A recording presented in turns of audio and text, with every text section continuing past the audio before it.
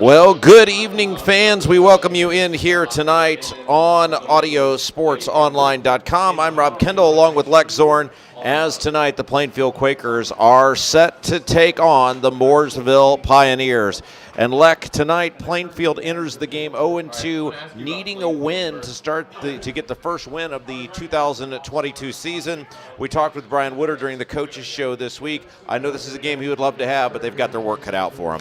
Yes, indeed, Rob, and it's great to be here as always here at Red Pride Stadium, and there's no place I'd rather start my Labor Day weekend than right here in the press box under the Friday night lights here in Plainfield for this exciting game between these two longtime fierce rivals.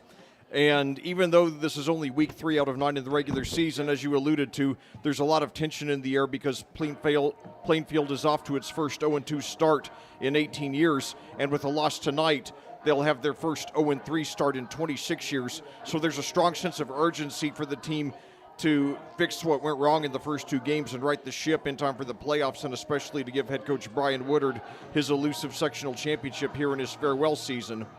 Now, 2 weeks ago, Plainfield opened the season right here at home against Greenfield Central, and though the Quakers did a fairly good job containing the Cougars' famed wishbone offense, 3 defensive lapses resulted in touchdowns of more than 50 yards.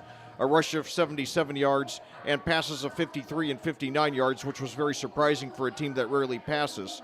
Now, Plainfield's rushing offense was surprisingly good with converted wide receiver Noah Hessing rushing 21 times for 129 yards and 3 touchdowns, and converted track and field star Troy Larison rushing 8 times for 73 yards. But quarterback Hunter Newell's passing was off for most of the night. He completed only 9 of 25 passes for 107 yards, 1 touchdown, and 3 interceptions, and Greenfield Central won 30-28. Then last week, Plainfield took a long bus trip up to Tippecanoe County to play a newcomer to the schedule, a potential sectional opponent, the Harrison Raiders. Though Plainfield was fairly solid defensively, Harrison contained the Quakers' rushing offense throughout the game, and Newell seemed reluctant to throw deep after his struggles against Greenfield Central. He was extremely conservative until the fourth quarter when he was trying to overcome a 2-possession deficit. Harrison took a 7-0 first quarter lead on a 2-yard touchdown pass from Ben Harrison to Carter McDonald. Plainfield blocked a punt early in the second quarter, and on the first play of the ensuing drive, Newell passed 8 yards to Antonio Williams for a touchdown pass that tied it. But on the first play of the ensuing drive, Carter Canoy rushed 80 yards for a touchdown to give Harrison the lead back. The extra point failed, but Trey DeJoy hit a 37-yard field goal later in the quarter to give the Raiders a 2-possession lead at 16-7. With 2:51 to go in the game, Noah Hessing scored on a 1-yard touchdown rush, cutting the lead to 16-14. And then with 39.4 seconds left, when Harrison could have run out the clock, they foolishly scored a touchdown that gave the Quakers one more chance. Carter Canoy ran it in 25 yards, and the Raiders were called for an unsportsmanlike conduct penalty that backed the extra point up 15 yards. It was no good, and as the lead was then 8 points, 22-14, Plainfield could have tied the game and sent it into overtime with a touchdown and 2-point conversion. The Quakers gave it a great effort on that last drive, reaching the Harrison 27-yard line on a 36-yard pass from Newell to Grant Irwin, but on the last play of the game, a pass into the end zone by Newell was intercepted.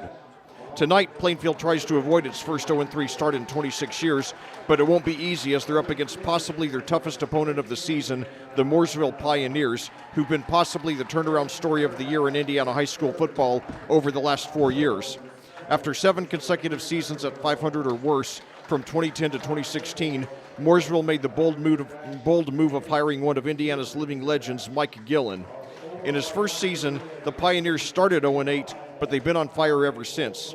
They won the regular season finale that year, followed by their first 2 playoff games, then won 3 consecutive sectionals, and in 2020, the program's first regional in 31 years.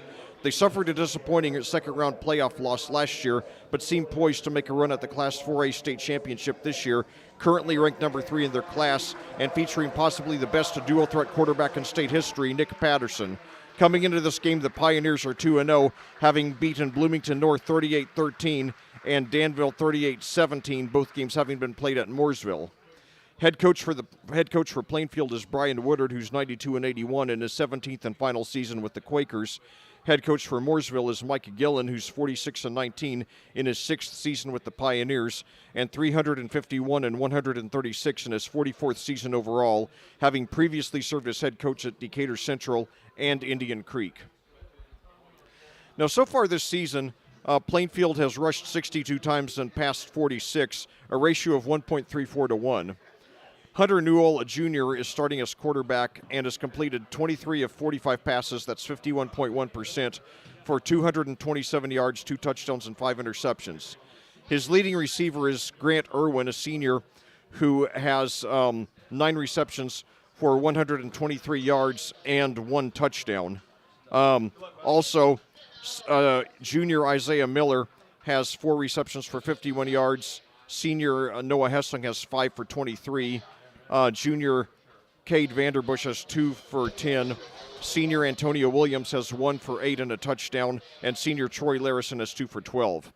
On the ground, Noah Hessling, who played wide receiver for the last 3 years, now switched to running back as a junior, has 29 rushes for 160 yards and 4 touchdowns. Senior Troy Larison, making his varsity debut this season after starring last year on the track and field team, has 14 rushes for 82 yards. Antonio Williams, a senior, has 4 for 12. Grant Irwin, a senior, has 1 for 10. And Newell, the quarterback, has 14 for minus 28. Meanwhile, Mooresville has rushed 62 times and passed 56, a ratio of 1.1 to 1. Quarterback Nick Patterson, having lost his top 3 receivers from last season, is not putting up numbers quite as big as we're accustomed to seeing from him, but he still completed 30 of 56 passes. That's 53.6% for 504 yards, 6 touchdowns, and 3 interceptions. His leading receiver is junior Levi Dorn with 9 receptions for 185 yards and 2 touchdowns, followed by junior Hogan Denny with 11 receptions for 162 yards and 3 touchdowns. On the ground, the Pioneers are led by Patterson with 12 rushes for 113 yards and 3 touchdowns, and senior Brandon Wilson with 17 rushes for 106 yards. Again, I'm Rob Kendall. He's Lex Zorn coming to you live tonight from Plainfield High School, where the Plainfield Quakers looking to get their first win of the year, taking on the Mooresville Pioneers. We've got about 9 minutes still up on our pregame clock. The band is on the field. We're anticipating the national anthem. While we wait for them, let's take a moment to thank our sponsors who have made Plainfield football possible this year, our broadcast possible this year. CCB Contracting, Geodis, Gunnell Financial, Julia Burbridge of Remax Centerstone Plainfield, Kyle Burnfield, mortgage lender at Flag Star Bank, Team Turley, Fairway Mortgage, Bailey and Wood Financial Group, African Plum Home, My IT Indy and MyITIndy.com, I-70 Wrecker Service and Garage, BGW Construction LLC, Beacon Sign Company, Jeff Brown Photography, and Karen Alexander Photography. And like as you said last week, the Quakers really had a chance to win that game, a game that they were fought back in, came up a little bit short, much like what happened in week 1, a game in which Plainfield probably feels they should have won. And there's probably a big part of Coach Woodard he addressed on the coaches show this week that really feels like he could be 2-0 instead of 0-2. Yeah, and you know, both of those 2 games really hinged on about 4 or 5 plays each. You know, if just a couple of things had gone different on either side, it could have been a different result. And lest you get too down about Plainfield's 0-2 record, you know, it's important to take a glass half full approach, because both of their losses came by 1 possession, by 2 and 8 points respectively, and both by teams that are currently ranked. Greenfield Central ranked 14th in Class 4A and have a 2-0 record, and then Harrison opened the season ranked number 9 here in Class 5A, now ranked number 11. So certainly Plainfield has done a lot of good things. The main thing they need to do, they need to finish drives. Sustaining drives has been an issue all season long, and then Hunter Newell has just been a little bit off. His passes have just they've been close. They've been slightly off target, and if he can get one really good game to build his confidence, I think that'll really help, you know, the offense get fully on track. And now both teams coming onto the field at the same time to strong ovations from their fans. Plainfield on this Labor Day weekend has a really good crowd, not quite as good as a couple of weeks ago for the opener. Probably a lot of fans on vacation for Labor Day weekend, but it looks like we have somewhere in the neighborhood of 1,500 fans here in the home bleachers. Then across the field, you know, in the visiting bleachers, we got, it looks like, around 250 Mooresville fans who made the trip. Mooresville's our closest road opponent of the season, only 6 miles away. So they got a lot of fans here tonight, and we still got a steady stream of cars filing into the parking lot, so we should have well over 200,000 people here tonight before everything is over here. Now the band playing the school fight song. So anyway, we've got 5:41 to go here on the pregame clock. And so let's see. Real quick. Sorry, go ahead. Yeah, I was just going to say real quick here, Leck, the Plainfield Quakers wearing the home red uniforms, white letters and numbers, gray pants, gray helmets. The Mooresville Pioneers will be the visitors on the scoreboard tonight. They'll wear the road white uniforms, blue numbers, blue helmets. And you know, Rob, in my early years, this is my 11th season now here on AudioSportsOnline.com, and I've covered multiple Quaker games every year, including every game last year and this year. And, you know, in the early years, whenever Plainfield played Mooresville, I always joked that it looked like IU versus Michigan, but since Plainfield added the silver to their helmets, it now looks more like Ohio State versus Michigan. So now the band remains on the field. The players lining up on the sideline. I think we're going to have our national anthem momentarily. Yes, we are. Yes. So we will pause for the playing of the national anthem. Marching band under the direction of Mr. Michael Carpenter.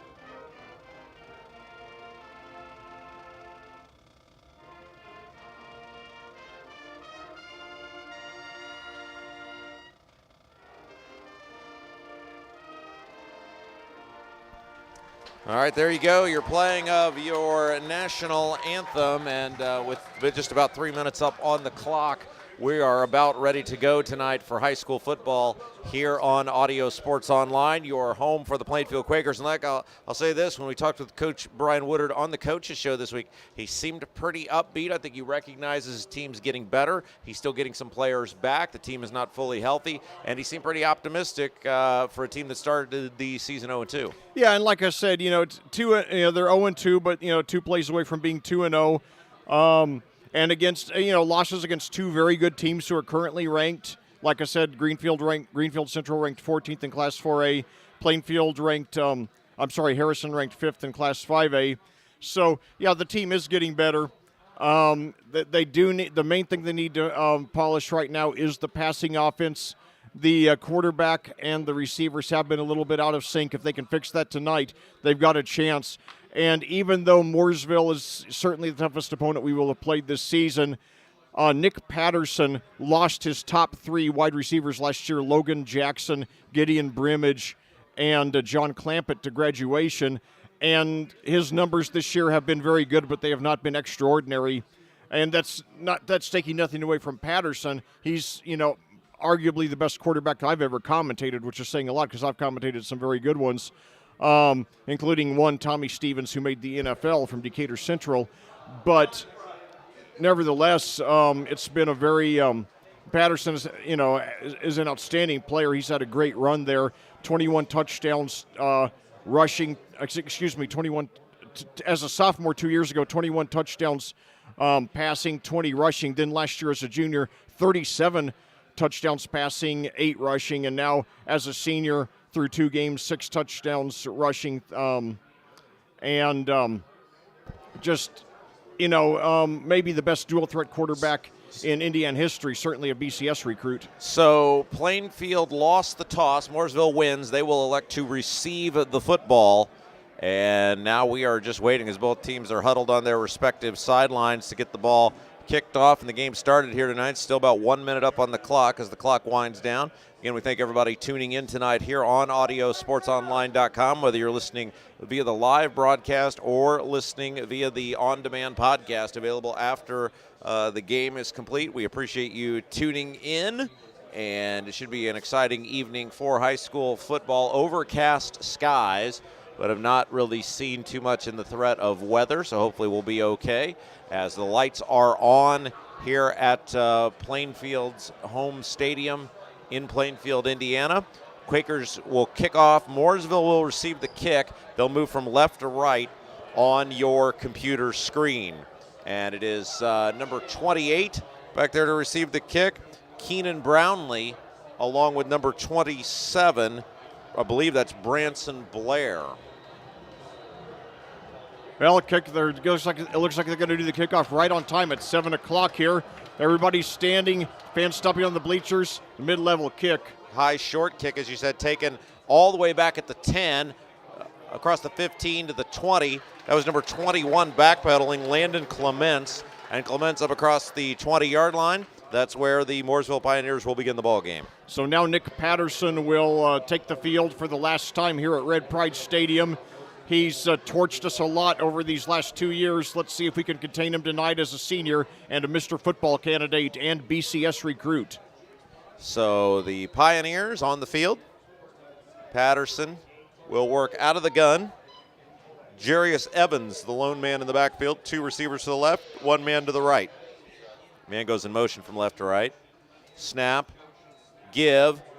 Takes it to the far side of the field. Not much doing. Host of Quakers in on the tackle. Jarius Evans, no gain on first down. Very good start to the game for the Quakers defense. And, that's one aspect of the team that's played pretty well all season long. Second down coming up. Actually, looks like he lost about 2 yards on the play. Yeah, they marked it down for -2, yeah. So nice job by the Quaker defense to begin the contest.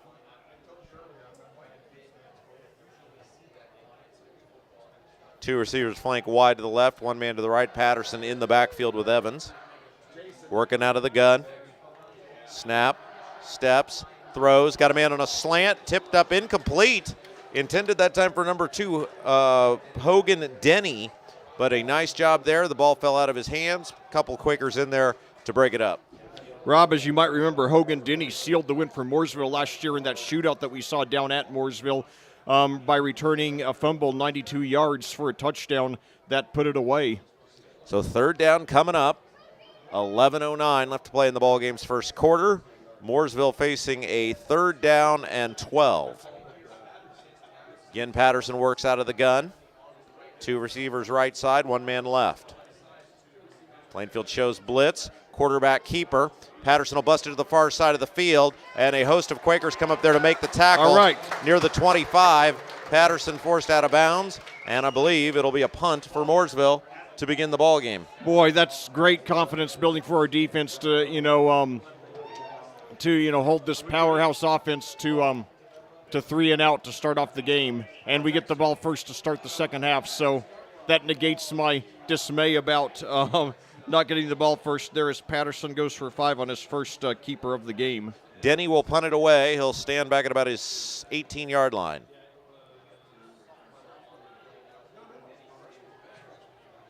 Snap. Kick is away. It's a high kick, short. It'll go end over end. It'll be taken, fair caught at about the 45-yard line of Plainfield by Noah Hessung.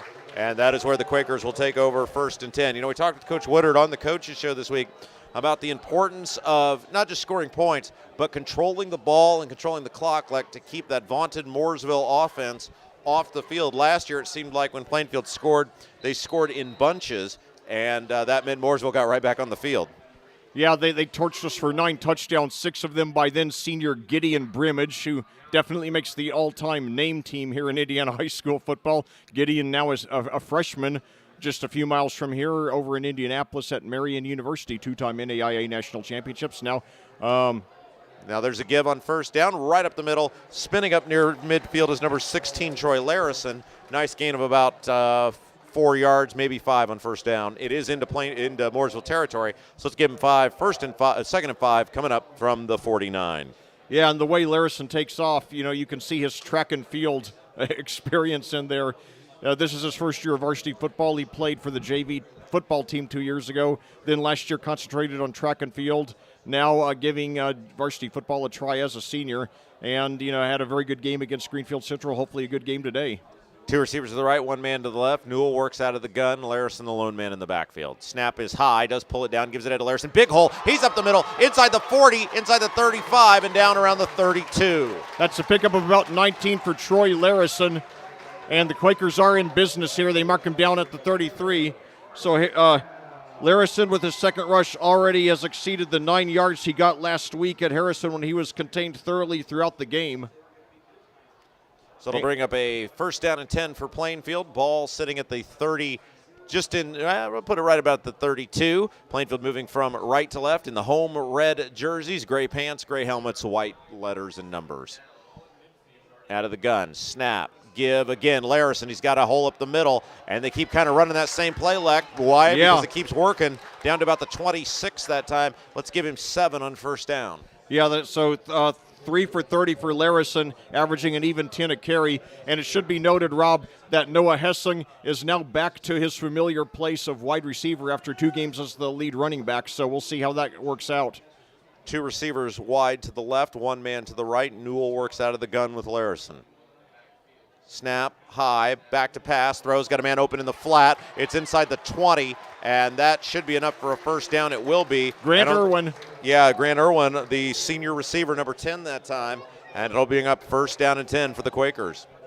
So glad to see Newell completing his first pass. He looked very reluctant to throw last week at Harrison until the fourth quarter when he was trying to overcome a 2-possession deficit. So good start to the game for him and also for Grant Irwin. An almost perfect start to the game for Plainfield. 2 receivers to the right, 1 man to the left. It's Hessing to the left, Vanderbush and Irwin to the right. Snap out of the gun, give ahead. Larison leans forward, hops over 1 tackler, and he'll get about 2 yards that time down to the 17. So, Troy Larison has already more than tripled his output last week at Harrison, so I'm sure that'll help his confidence a lot. And I think Hessing, though he does have 4 rushing touchdowns through 2 games, I think it could end up being very good to have him back in at wide receiver where he's lined up to the left right now along with Vanderbush and Irwin to the right. Out of the gun, snap, give. Larison drives forward, had a big hole at the line of scrimmage, met at about at the 12, so he'll be about 2 yards short of the first down. Third down coming up for Plainfield. Well, until they show they can contain him, I'd say keep giving it to Troy. 5 for 37 now. That's 7.4 a carry. You only need 3.4 a carry to keep the clock and the chains moving, and we've already consumed more than 3 minutes on this drive. Yeah, there literally is no downside to keep running that play as long as it keeps working. Yes. Third down coming up. 2 receivers left, 1 man to the far side of the field on the right side. Need the first down, though. Newell out of the gun. Snap is high. Give is ahead. And driving for a first down is Antonio Williams. Oh, boy, it's going to be close. Now, they will say first down. It didn't look like a great spot, but it is enough at about the 8-yard line. Antonio Williams, the only Antonio Williams had the only Quakers score last week before the fourth quarter. It was an 8-yard reception from Newell on the first play after that blocked punt. So a big first and goal coming up for Plainfield here early on in this one. An almost perfect start for the Quakers. And we're keeping their offense off the field. We've burned off over 4 minutes already. 2 receivers wide to the left, 1 man to the right. Boy, Meta got away with some movement there on a hard count. Snap is high, give it to Williams. Williams drives forward down to about the 5-yard line. I'll tell you, the one concern I have for Plainfield so far, a lot of the snaps have been high. That's one thing that they got to be careful about because that can easily, ruin a drive. But so far, Newell's pulled them all in. Yeah, an almost perfect start to the ball game for the Quakers, getting that big 3 and out, and then they have marched down the field. A 2nd and goal now from the 5, and Brian Woodard would love to get a touchdown to start the ball game. So Williams still in there at running back. Hessing to the left, Irwin and Vanderbush to the right. Newell in shotgun. Snap, give, and this time met and dropped is Williams. No gain. You know, it's maybe a little bit of what we talked about, Leck. Brian Woodard and I chatted about this on the coaches show. Again, that need to control the clock, because the more clock you run, the more that Mooresville offense is not on the field. Yeah, and, you know, even though it was disappointing to start off 0-2, I knew that Coach Woodard would go and fix, you know, what went wrong, that he'd, you know, look at the game tape, as painful as it is, and figure out what they can do differently. And now we've used nearly half a quarter, nearly an eighth of the game on this drive. Now it is 3rd and 6. We want to get a touchdown. Yeah, 3rd and goal from the 6, as you said, Leck. Yeah. 2 men in tight left, 2 men in tight right. Williams in the backfield. Back to pass. Rolling, Newell rolling, throwing to the corner. It's picked off. Picked off at about the 2-yard line. And that is the one thing you did not want to have happen. So the Plainfield drive stalls at the 2, and it'll be first down for Mooresville from there. And actually, they're going to put him out of bounds all the way back at the 1. Oh, well, I'll tell you, it's disappointing, but it could be worse, because, you know, it's almost like almost the effect of a turnover on downs. So, and we put them in a high-pressure situation. Now, we got to make sure we don't, you know, let them move the ball. That'd be great, like if we get them for a safety here. But nevertheless, we did run off, you know, nearly an eighth of the game on that drive and keeping them off the field. Snap, quarterback sneak forward, bit of a push. It should get them up to about the 4, so a gain of about 2.5 on first down. Now they'll put them back at the 3, it looks like. Yeah, they'll put them back at the 3. So again, about 2 yards on first down. So not only did we keep Mooresville's offense off the field, but also, you know, when they did get it back, they're not in an ideal situation, you know, very deep in their own territory. Now we got to make sure we don't let them have a big play. Patterson again works out of the gun. 2 men to the right, 1 man left. Evans, the lone man in the backfield. Movement up front, and that's probably going to be a free 5 yards by Plainfield as they jumped off sides that time. Maybe just being a little overzealous, hoping they could, you know, get a fumble or a safety. So now a 2nd and short. Goes from 2nd and 8 to 2nd and 3 with 3 minutes and 59 seconds left to play in the first quarter. Well, we held them to 3 and out the first time. Patterson works out of the gun. Snap, pass, got a man caught, far side of the field, has the first down as he evades a tackler up to the 15, and I believe that was number 13 that time. It was for the Mooresville Pioneers. That is Nate Thomas.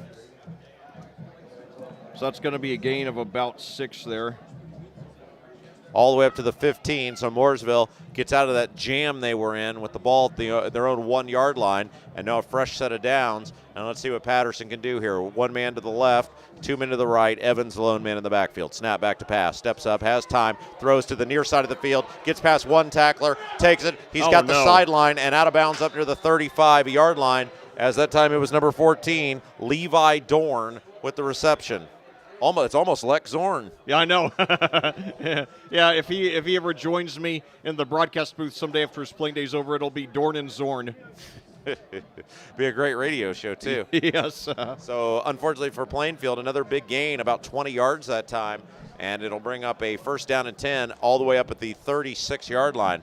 So, Mooresville looked real shaky on that first set of downs, but after picking up the first 2 first downs of this drive, looking much better. Patterson out of the gun quickly. Number 22, Jarius Evans in the backfield. Snap. Give us to Evans. He'll take it to the near side of the field. Gets past one tackler, but a host of Quakers in there to wrap him up that time and take him down, including number 53 for Plainfield. That is Croy Teamer with the big tackle. So we've stuffed Evans on both of his rushes, 2 for -3. 2:58 left to play in the first quarter. No score. Ball at the 35. They'll call it a loss of a yard. Mooresville at their own 35, facing a 2nd down and 11. 2 men to the right, 2 men to the left. Patterson back to pass. Has all sorts of time. Steps up, fires, got a man open on the far side of the field. It's caught, and that's very close to a first down. Again, number 14 that time, Levi Dorn with the catch. It isn't up for a first down, and that'll move the chains up at the 47-yard line of the Quakers. So Patterson has completed 3 of his first 4 for 40 yards. So Mooresville all firing on all cylinders here on this second drive of the ball game, starting at their own 1, and in a couple of minutes' time, they move the ball all the way up to the 47 on their own side of the field. Well, Patterson, no, hold that thought. Snap, give is to Evans, center of the field, shakes one tackler, and then a couple Quakers come up to get him up to the 49. Gain of about 2 yards that time, went off left tackle. Well, we've contained Evans all night. Containing Nick Patterson will be a challenge, though, again, he does not have quite the receiving core that he did last year. He lost his top 3 receivers to graduation, and he does not have a significant senior to throw to this year. Second down coming up for Mooresville. 2 minutes left to play in the first quarter. No score. A stop here would be great to push him into 3rd and long. Patterson working out of the gun. 2 men to the right, 1 man to the left. Snap. Quarterback keeper this time. He's hit in the backfield and breaks one tackle, but he will not break the rest. Yes. And that time, I believe that was number 63 in there, Seth Martin. I could be wrong on that, but that looked like who made the tackle. Yeah, I think that's right. So no gain there for Patterson, and now at 3rd and 8. Boy, Yeah. we got to get him off. We got to get him off the field here. Yeah, we'll credit. There were a host of tacklers in there, but Martin, one of those making the hit, coming from the defensive line position. So a 3rd down and 8 coming up from the 48-yard line. Patterson, snap, back to pass. Throws over the shoulder, got a man caught. No. He's on the sideline, inside the 30, has a step all the way down around the 21-yard line into Plainfield territory. And Leck, the big play, has hurt Plainfield throughout the first 2 games, and they got one right there. And that's a gain of about 31 yards there on that pass to Nate Thomas. So, yeah, that does hurt. So Patterson now 4 for 5, 71 yards. He's heating up. So it'll bring up a 1st down and 10 for the Pioneers at the 20, call it the 20-yard line. And Patterson quickly back to pass. There's all sorts of time. Screen pass. Got a man caught. Far side of the field. It's Evans. Cuts it back. He's inside the 10, down to the 2, and he's in for the score. And that's a touchdown for Mooresville. Perfectly designed play. Plainfield bit on the fake as Patterson dropped back to pass. And then Evans was wide open to run, as it is with 57.6 seconds to go in the first quarter. A 6-0 Mooresville lead. Yeah, that's disappointing. A 99-yard touchdown drive, and it's just a reminder of how good Nick Patterson is. That's why he's a Mr. Football candidate. And now the extra point here, which would make it 7-0, 57.6 seconds to go here in the first quarter. Snap, spot, the kick is up, and the kick is good. That time number 8 kicking it through, Kenny Curry, a senior. And so with 57.6 seconds left to go, Mooresville strikes first. They lead it by a score of 7-0. And, even though we stuffed Evans on his 3 rushes for -1 yard total, he, got that one, and he was off to the races. And I'll tell you, Rob, it seems like, sometimes, we're overcompensating by, sending several guys after Patterson, and that's leaving other guys wide open for big gains. So, anyway, what we got to do here, we got to get those points back. We forced Mooresville to a 3-and-out to start the game. Then we moved the ball very well until, we got in 3rd and goal at the 6, and I think Newell just got a little too desperate and threw an ill-advised pass. And then, then Mooresville's offense came alive on that, on that 99-yard drive. Now we've got to keep pace with them. We can't get into two-possession deficit. That made it very hard for us up at Harrison last week, and Mooresville has a lot more offensive firepower than Harrison does. All right, so Mooresville will kick it off. Plainfield will receive the kick, moving from right to left on your computer screen. Mooresville with the 7-0 lead as we wind down the first quarter of action. Curry set to kick it off. There's the kick.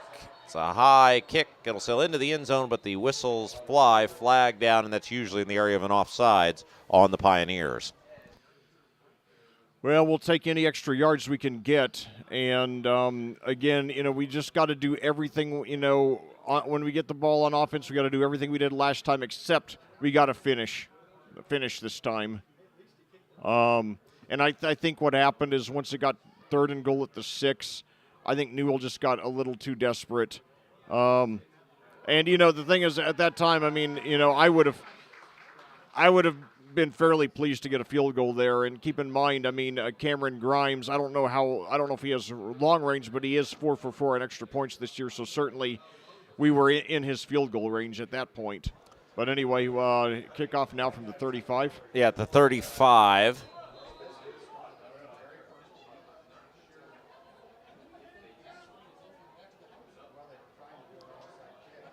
J.J. Knight kicking off for the Pioneers.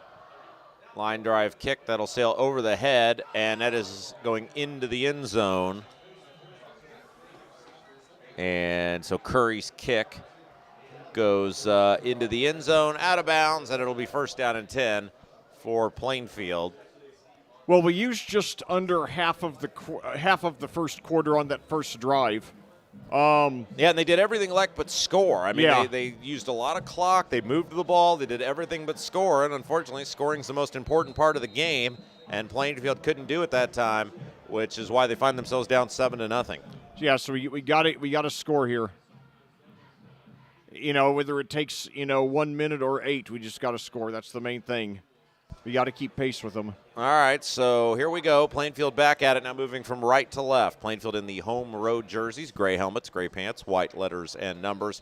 And a whistle before the snap. Flags fly, and a false start going to be called on Plainfield. So moving back 5 yards, 1st down and 15 coming up for the Quakers. And boy, look across the field at the visiting bleachers. I think we've added a couple of more hundred Pioneer fans since I last reported on it. Well, you always say this, what an advantage for whenever you're the road team in this game, because it's about a 10-minute bus trip. Oh, yeah, absolutely. And so, it's a road game, but it's really not.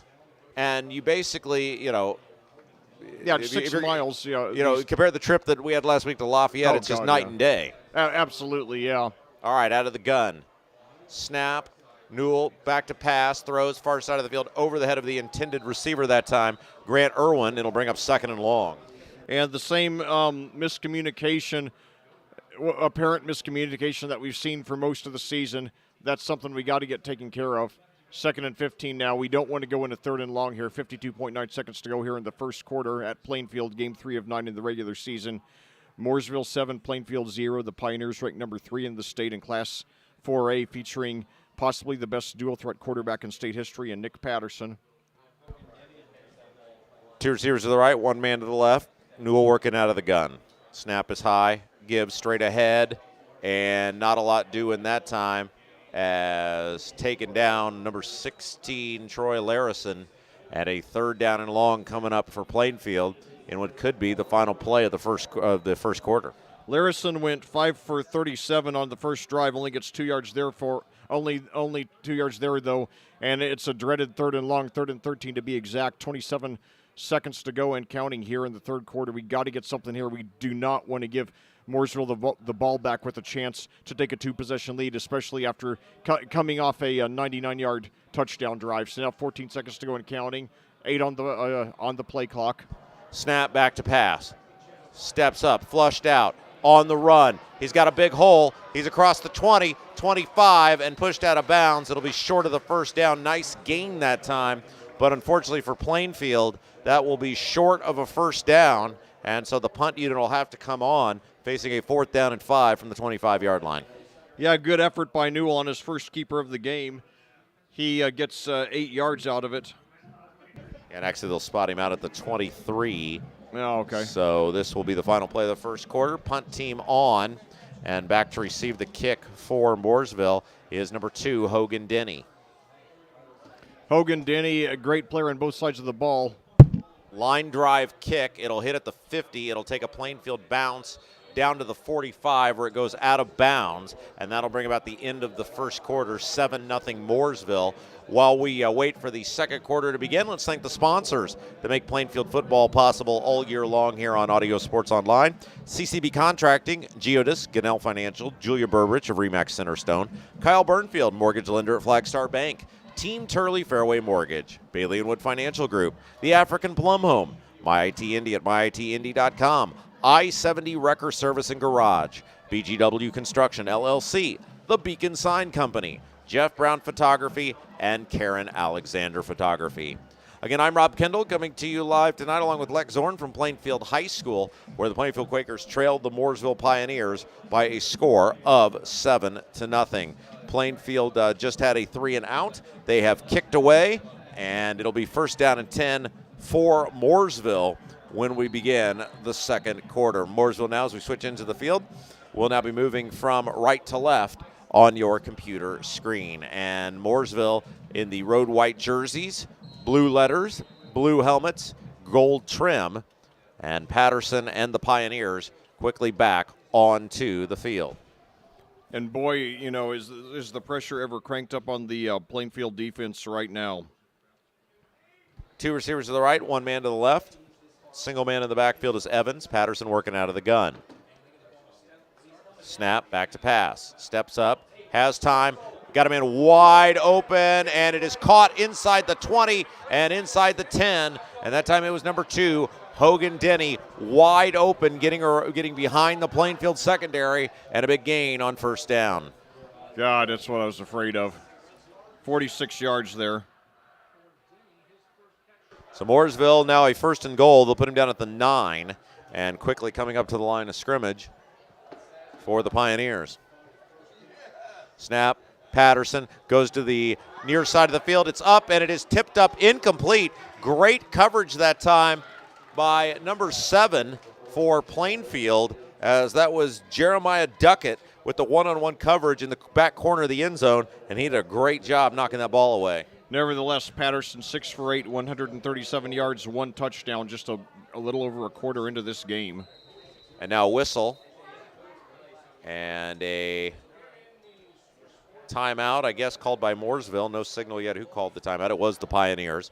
So 11:34 left to go in the second quarter, and Mooresville finds itself with a 7-0 lead, and they've got a second and goal coming up from the 9-yard line.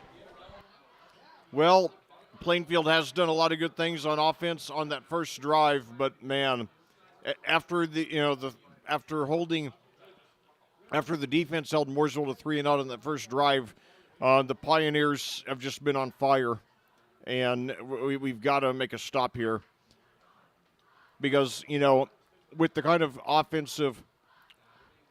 the seeming lack of confidence that we have on offense so far, especially getting so close, you know, in the first quarter and then throwing the interception, I think just going down 2 possessions this early to a team like Mooresville is going to be a real confidence killer. So Mooresville back on the field. Now this time Patterson will work under center, one of the first times in the game. Snap, play action. He'll roll to his right. Throws, got to make caught, but he's down at about the 2. Little naked bootleg that time. And Plainfield was able to sniff it out, which forced the quicker throw, but it'll now bring up a 3rd and goal from the 2-yard line. So, yeah, a very critical play for, you know, it'd be great if we could hold them here. I wouldn't be surprised if they did go for it on 4th down if it came to that. Patterson quickly back down under center. I formation for the first time tonight. 1 receiver to each side. Snap, give us to the up man. He is hit and pulled back, so they will be short. No gain on the play. All right.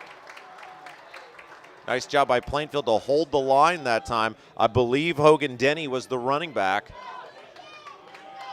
I could be wrong on that. No, I think that was number 21, Landon Clements. Now quarterback sneak, drives forward, but a flag did fly in the backfield, so probably some sort of illegal motion that time. Patterson with the quick sneak. Yeah. It did go into the end zone, it looked like. No signal, though, yet from the referees. So this may end up actually saving Mooresville, because that could have been a 4th down turnover on downs. So he did not get into the end So zone. I think they declined the penalty. Oh, boy. So, yes, it was an illegal Yeah, shift, all right. which is declined. I was wrong. I thought Patterson got into the end zone. He didn't. So Plainfield holds the line. And what is old is new again. A first and goal does not capitalize for the Pioneers. That happened to the Quakers last quarter. The ball was spotted at the 1-yard line. Mooresville went the distance. Let's see if Plainfield can do the same. Yeah, I'll tell you that's a huge break for the Quakers, and I'm sorry for my lack of emotion. I didn't realize what had happened until, quite a bit after the play. So that is a relief, though. So hopefully Plainfield will come through here. So now Plainfield does have to go the distance, just like Mooresville did, but given the options of being down 10 or 7 or 14 versus being down 7, you'd certainly take that. And Yeah. they'll start out with a single man in the backfield. I believe that's Antonio Williams, one receiver to each side of the field, and a full start by Plainfield. So it won't move him back much, but it'll move him back a little bit. Yeah, about 6 inches, I think. But, yeah. But the main thing is right now, you just got to take your time. Really down by one possession. If it takes you 10 minutes to score, so be it. I remember, if I remember correctly, the longest drive I ever commentated, I think Whiteland against Plainfield back in 2019 ran off 11 minutes on one drive. Out of the gun, snap, and he's going to be hit, and that's going to be a safety. Oh, it's going to no. be dropped. Williams dropped in the backfield. Mooresville jumped the count, and so unfortunately for Plainfield, they were not able to capitalize on the defensive stand, and it is now a 9-0 Mooresville lead with 10 minutes and 58 seconds left to go in the second quarter. Well, disappointing, although it could be 14-0. Of course, now we got a free kick coming from the 20. We're going to have to really clamp down and make sure we don't get any points because it is a 2-possession deficit now. So kind of the exact opposite of what we saw last year, Leck, in which it was just a shootout from the opening snap. This year, both teams struggling to put some points on the board, at least again by the standard set forth last year. 9-0 our score. Mooresville with the lead, and they'll get the ball back. Yeah, that's right. And, we're going to have to really – well, the thing is, both teams have had, basically a turnover at their opponent's one. So there could be far more points scored right now, but it's just, a lot of missed opportunities. But, keep in mind that even though Mooresville did beat us 63-42 last year, we did come back the next day and win both the freshman and JV game. So it'll be a kickoff coming by the Quakers, number 97, Cameron Grimes, to boot it away. And he does, and it's a very high kick, but short. It'll be taken on the fly at the 50. And driving ahead, still going is Hogan Denny. He'll be pushed out of bounds in Plainfield territory, down around the 42. So great field position for Mooresville, leading by 9. Now a flag flies in late. Not sure what that's about. Plainfield clapping, but we'll see. When it's that far after the play, it's usually unsportsmanlike conduct. It is against Mooresville, so that's why Plainfield was clapping. So somebody must have said one of the words you can't say on the radio, Leck. Yeah, I guess, and, as a commentator, I try not to be too judgmental about technical fouls in basketball or personal fouls in football because unless I see or hear something outrageous, because you never know which referees are going to have a short fuse. But, yeah, you've got to keep your composure at times like this because, a 15-yard penalty can cost you the game. All right, so working out of the gun is Patterson. Ball all the way back to their own 43.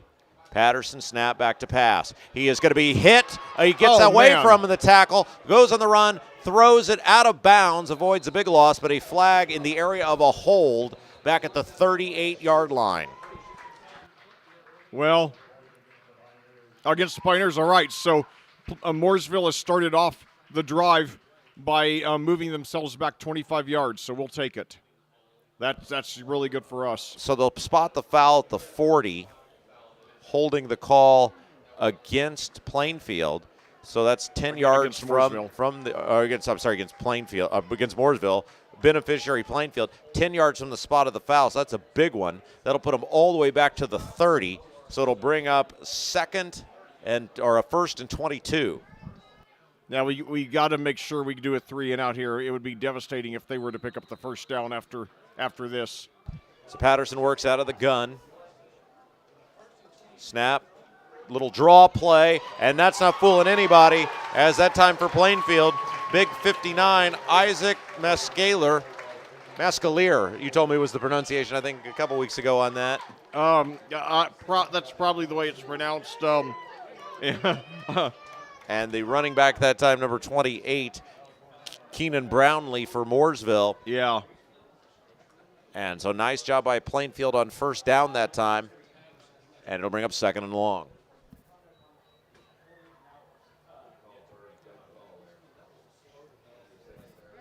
Second down, 26. So a loss of 4 that time. Second down at 26 for the Mooresville Pioneers. They wanted a movement, didn't get it. Little screen pass, gets past one tackler, gets past another, still going, and finally taken down up near the 38-yard line. That time it was Levi Dorn on the reception, and another flag flies in late. And boy, if that is against Plainfield, that is going to be bad. Number 7 over there, Jeremiah Duckett, looked like he was in a scrum with someone. It will depend, I suppose, on who instigated it. And we got an injured Pioneer here. He's on his knees. He appears to be in a lot of pain. Yeah, the aforementioned Levi Dorn, who made the nice catch on the screen. And then, now let's see what the call is here. So let's see. Oh, no. Boy, that's against Plainfield, and that is going to result not only in 15 yards, but an automatic first down. And that's devastating. That's you went from 2nd and 26 to 1st and 10, and it's all the way into Plainfield territory down at the 47. Oh, man, what a missed opportunity there. Man, that's So 9:46 to go in the game. Dorn looked like he got off the field on his own power. So it's all Mooresville now. Huge momentum after Plainfield had him pinned deep.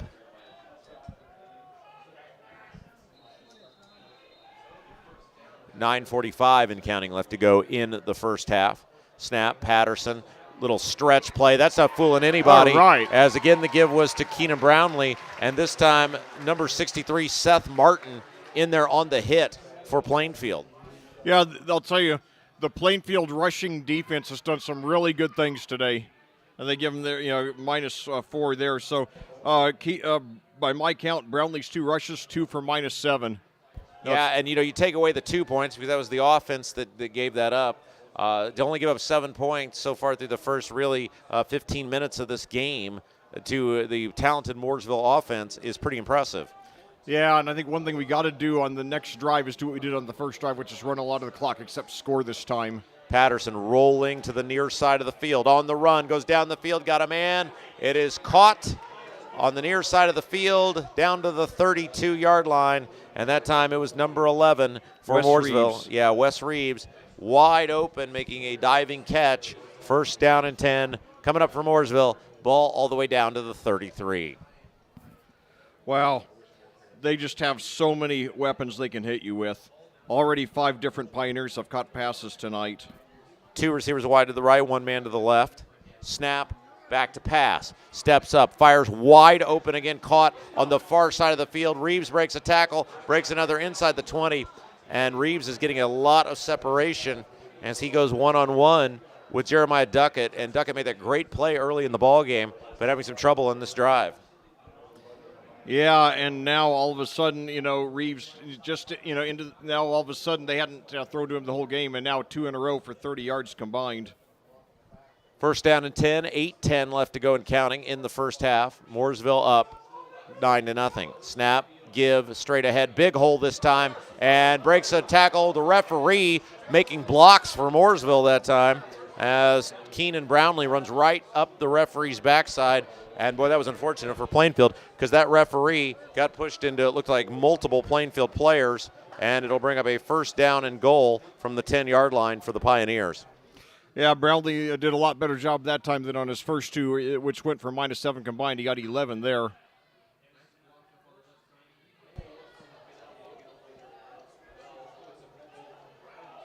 Two receivers wide to the right, one man to the left. Out of the gun. Snap, pass, caught, and a great open field tackle that time by number 10, Grant Irwin, as the reception was made by number 13, Nate Thomas, at the 7-yard line, and Irwin was right there to back him up. Irwin also the leading receiver on the team for the season, as Thomas picks up 3 there. Two receivers going to go wide to the right side of the field. One man to the left. Got to get a stop here, boys. Snap, rolling to the right side, rolling, and Patterson's going to be hit, breaks a tackle, and throws it up incomplete. Boy, that would have been a huge loss that time, but a nice defensive play forced the ball loose, and I believe that was number, turn around here, is that 15? I know, it frustrates me when Come on. Yes, number 15 that time on the defense. Alex Holsclaw forced him to throw it away. So a big third down coming up for Mooresville. But, Rob, there were 2 or 3 times this game where 98% of the quarterbacks in the state would have been sacked. But, we are dealing with Nick Patterson here, unfortunately. He's really tough to bring down. Snap back to pass. Pump fakes, throws, going to the corner of the end zone. Overshot the intended receiver. Incomplete. Nice job that time by number 2, Noah Hessong, not biting on the fake by Patterson. And now a 4th down decision for Mooresville. It looks like they're going to try a field goal.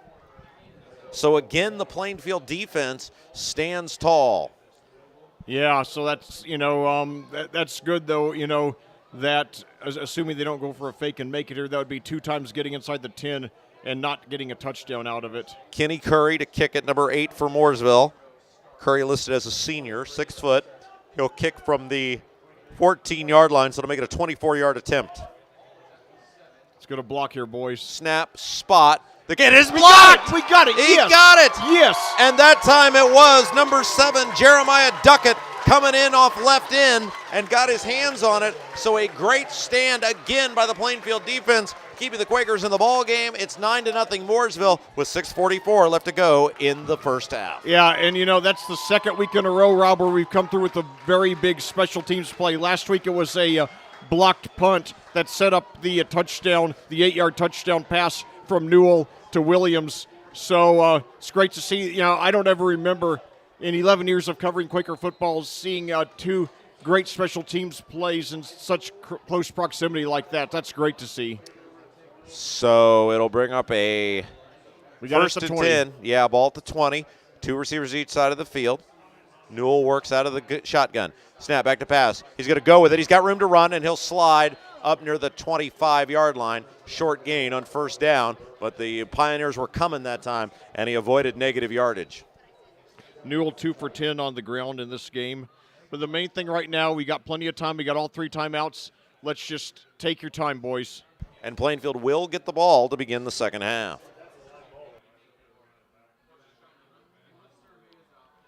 So working out of the gun again. 6:10 left to play in the first half. 2 receivers to each side of the field. Newell takes the snap.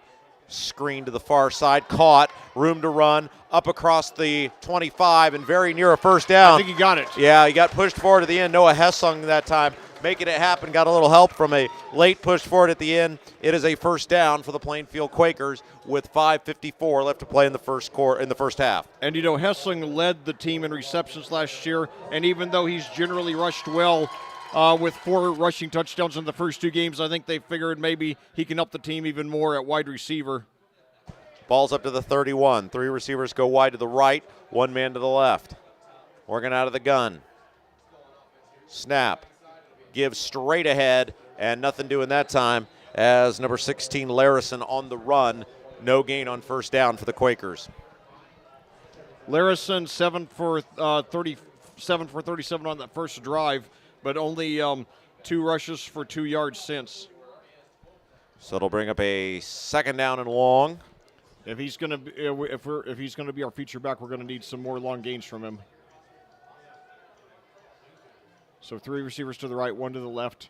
Newell in shotgun. Snap. back to pass. Newell has time, now breaks free. It's going to be hit, leans forward, got the initial line of scrimmage, not much more with the forward progress. So I don't think that'll go as a sack, but it will be no gain on the play or a short gain on the play. 1 yard. And 1 yard it'll gain. bring up a 3rd down and 9 from the 32-yard line with 4:35 left to go in the ballgame's first half, and a timeout is going to be called by Plainfield. Yeah, and I think that Coach Woodard took this timeout because, there's 4:36 to go here in the quarter. We had all 3 timeouts left. This is a very big 3rd and 9. If we don't get this conversion here, Mooresville's going to have plenty of time to get another score. And as it is now, if we can get any kind of score on this drive, even a field goal, it'll be within 1 possession, and then we get the ball first to start the second half.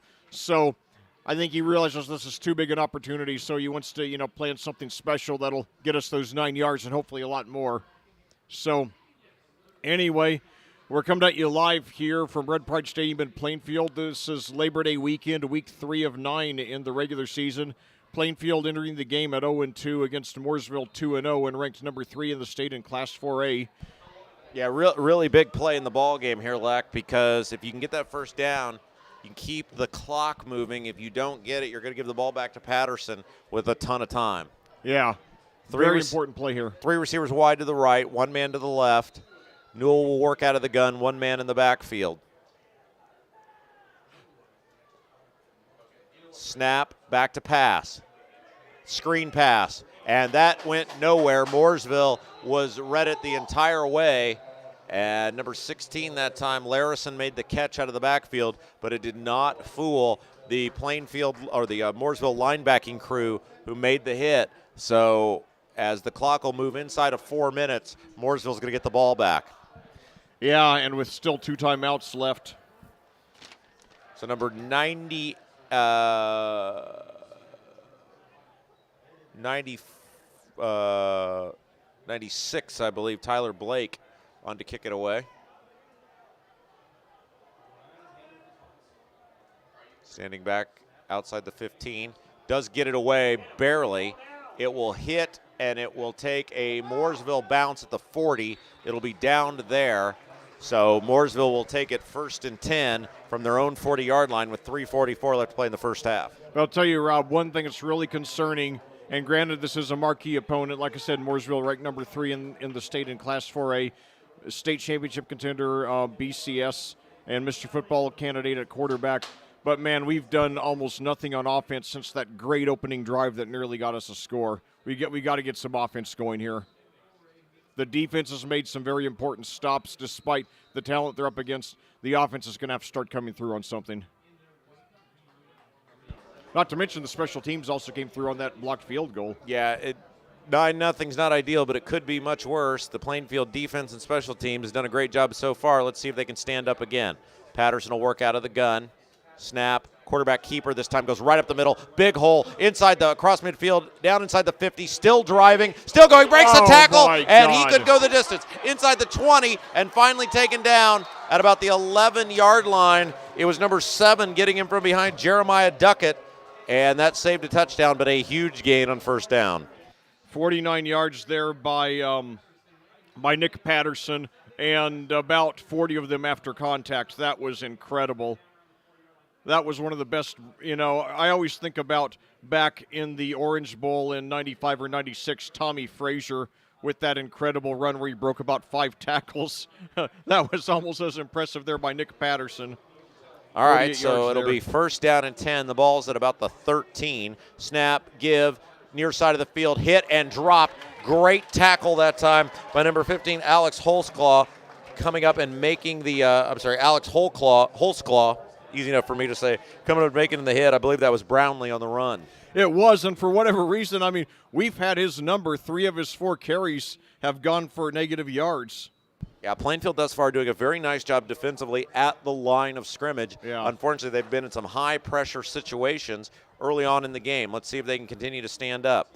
Snap, back to pass. Patterson thought about it, now throws. Got a man caught, slant route. He is in for the score, and that's a touchdown right at the goal line. And that time it was number 14, Levi Dorn, making the touchdown catch, and that'll make it a 15-0 affair with 2:28 left to go in the first half. Now we got a Quaker down on the field. Yeah, and that's so by my count, Nick Patterson in the first half, 2:28 to go. He's completed 12 of 16 passes, 201 yards, 2 touchdowns. Incredible performance. And sometimes when you're up against a nuclear missile, there's just not much you can do about it. Well, especially if it keeps getting shot at you. Yeah, you're right. Yeah. So yeah, what a man. They're continuing to tend to the injured Quaker. We don't have a number yet. It was after the play that he went down. There was not anybody down as the player crossed the end zone, but it was after the play that the injured Quaker hit the ground. It's right at about the 2-yard line on the north end of the field, and the training staff is out there attending to him. So with 2:28 left to go in the first half, let's take a moment and thank once again the sponsors who make Plainfield football possible. Our broadcast here on Audio Sports Online. That is number 2 that is getting up, Noah Hessong. CCB Contracting, Geodis, Gunnell Financial, Julia Burbridge of Remax Centerstone Plainfield, Kyle Burnfield, Mortgage Lender, Flagstar Bank, Team Turley, Fairway Mortgage, Bailey & Wood Financial Group, African Plum Home, MyIT Indy at myitindy.com, I-70 Wrecker Service and Garage, BGW Construction LLC, Beacon Sign Company, Jeff Brown Photography, Karen Alexander Photography, and it looked like Hessong's going to be okay. He's walking off under his own power. That's good because that is one guy we cannot afford to lose. So Plainfield's had some great plays in this game, but unfortunately, inaction from the offense has really put them behind the 8 ball as they now trail at 15-0, and it looks like they're going to go for 2. And this is important because if they make this, then it'll be a 3-possession lead, and that'll put us in a very deep hole. Patterson will work out of the gun. 2 men right, 1 man left. Snap, back to pass, steps, fires. It is caught. Nice shoestring catch that time on the far side of the field, and that was number 2, Hogan Denny with the reception. So now it's 17-0 with 2:28 left to play in the first half. And very key because now it's a 3-possession lead for the Pioneers, and that puts us in a very deep hole. And that forces us a lot more to try to get at least some kind of score in this last 2:28 when we get the ball back. We got to get something going on offense.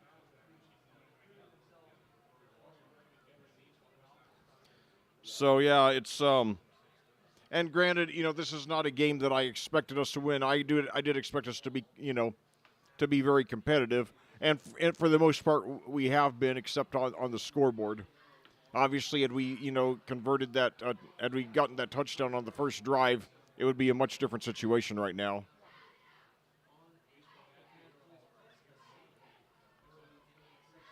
But certainly, you got to give Mooresville all the credit in the world for pulling in that 2-point conversion.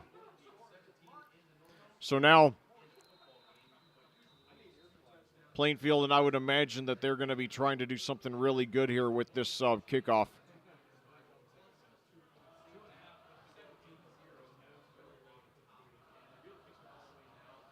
I don't know the name of this song, but they played at sporting events a lot, and a lot of the Quaker fans are singing it. So it's a deep kick. And it fielded at about the 5, up to the 10, 15, 20. That's Larison. They're up to about the 21. Up to the 20. Yeah, sorry, up to the 21. Go ahead, Leck. So, anyway, so the Quakers take over on offense, 2:23 to go. And we got another flag there. Let's see what this is all about.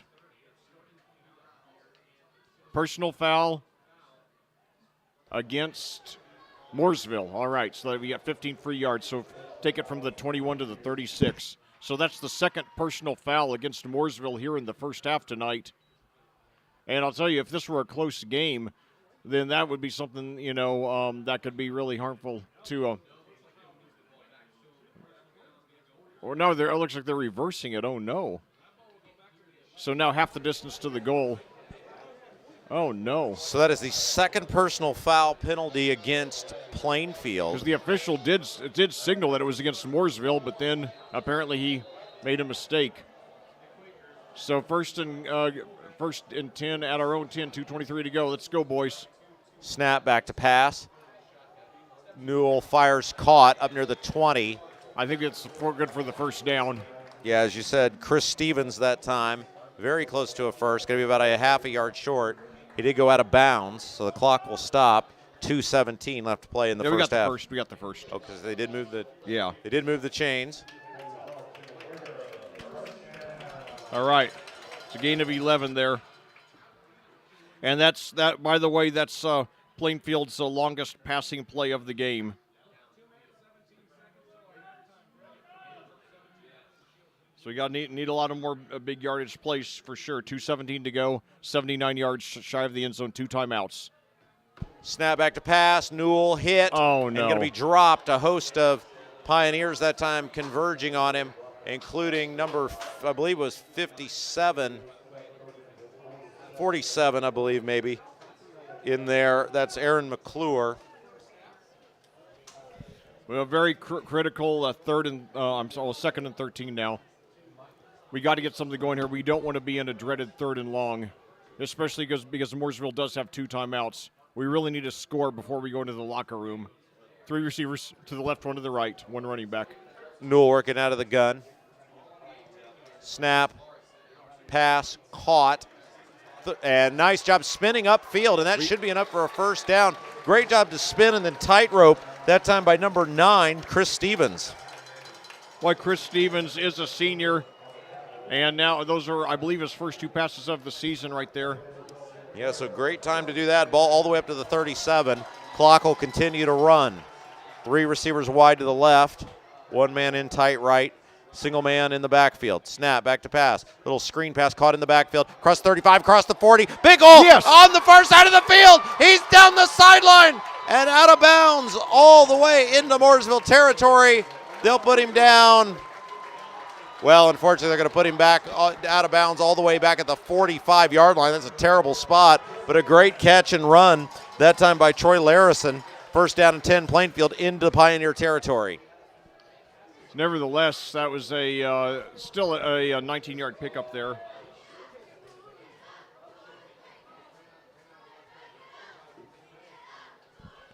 Work it out of the gun. Back to pass.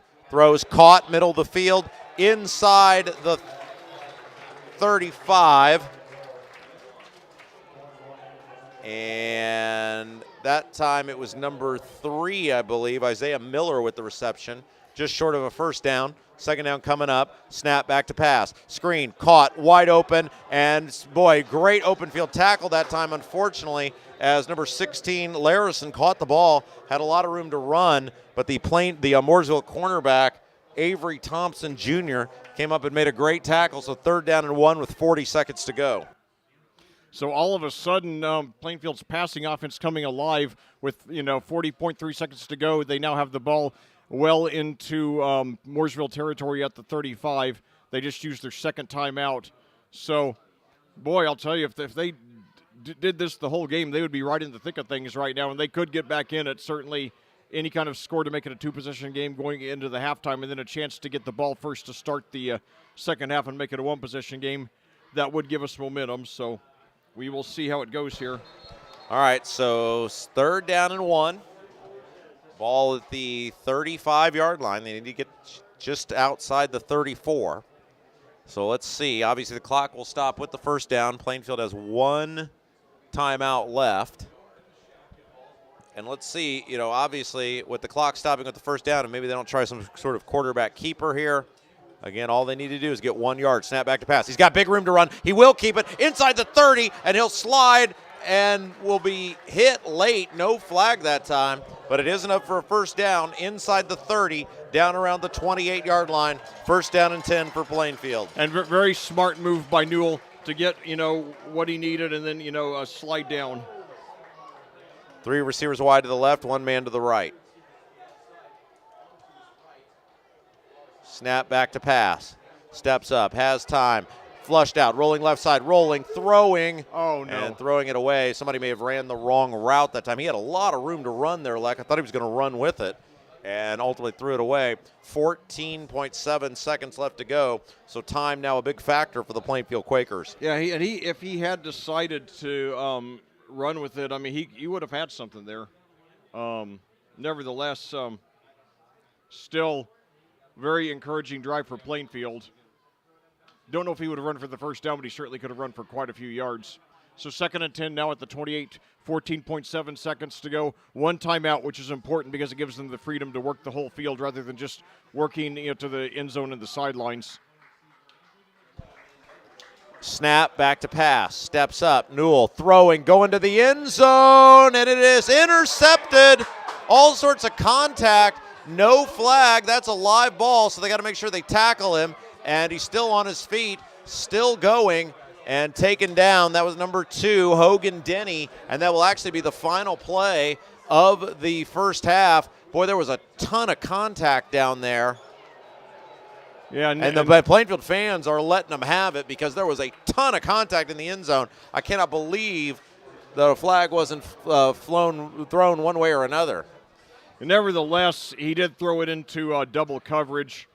So, anyway, very mixed. The Plainfield's drives, the first and the last drive, very good, except, with the end of the interceptions.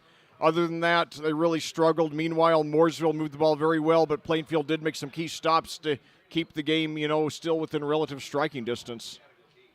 All right, so we are one half in. It was all Mooresville in the first half, 17-0. Plainfield had a couple of opportunities, had the ball in Mooresville territory. Unfortunately for them, couldn't move the football. And let's take a moment before Lek has the halftime show to thank our sponsors who make Plainfield football possible here on Audio Sports Online all year long. They include CCB Contracting, Geodis, Gunnell Financial, Julia Burbridge of Remax Centerstone Plainfield, Kyle Burnfield, Mortgage Lender, Flagstar Bank, Team Turley Fairway Mortgage, Bailey and Wood Financial Group, African Plum Home, MyIT Indy at myitindy.com, I-70 Wrecker Service and Garage, BGW Construction LLC, The Beacon Sign Company, Jeff Brown Photography, Karen Alexander Photography. All right, Lek, it's all yours. Take it away for halftime, my friend. Well, back here at Plainfield, we're at halftime of this very exciting game here on Labor Day weekend, week 3 of the high school football season. And it's been a real barn burner between your Plainfield Quakers and the arch rival Mooresville Pioneers, who've become one of our most, one of the opponents that we fear the most every year. This is my 11th consecutive season of covering the Quakers here on AudioSportsOnline.com. And the first 5 of the first 6 years that I covered the Quakers, they beat Mooresville. The only exception coming in the injury-plagued 2014 season. That was a 20-6 win for the Pioneers right here at Mooresville. It was a very painful game because many of Plainfield's starters were out in that game, and in fact, John Finch, who was our leading rusher on the season at that point, actually suffered a very serious leg injury on the first play of scrimmage. But Plainfield did come back after a 2-7 regular season that year to advance to the sectional championship game, losing to Roncalli only by 7 in a real thriller. But anyway, let's take a look at what's happened today. Is Mooresville now going for its 5th consecutive win against Plainfield and trying to send the Quakers off to their first 0-3 start since all the way back in 1996.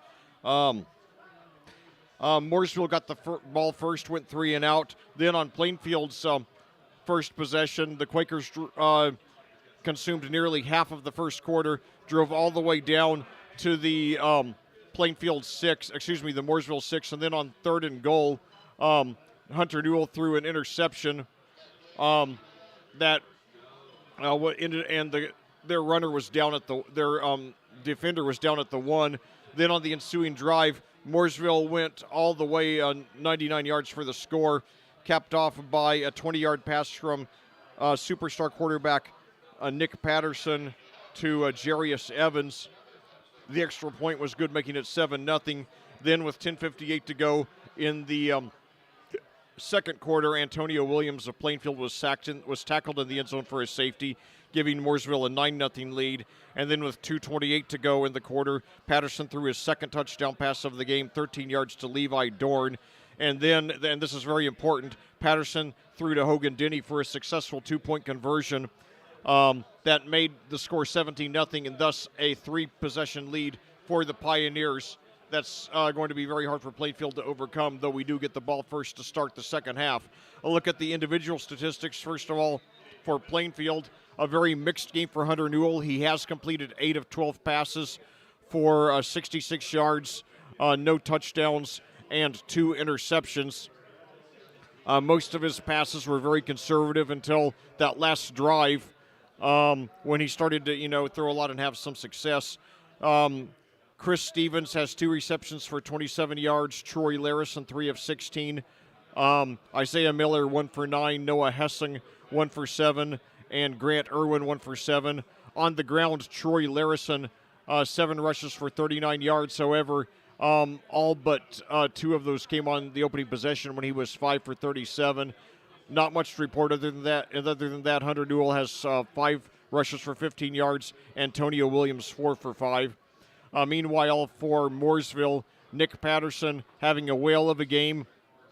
The Mr. Football candidate, BCS recruit, maybe the best dual threat quarterback in state history. He's completed 12 of 16 passes for 201 yards, 2 touchdowns, and no interceptions.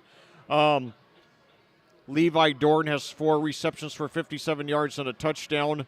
Nate Thomas has 3 receptions for 41 yards. Hogan Denny has 2 for 53.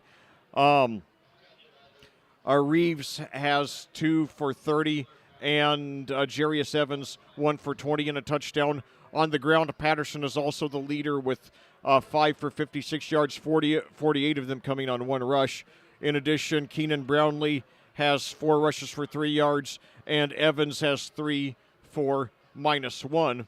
So anyway, in a nutshell, Plainfield did a lot to stay competitive in the first half.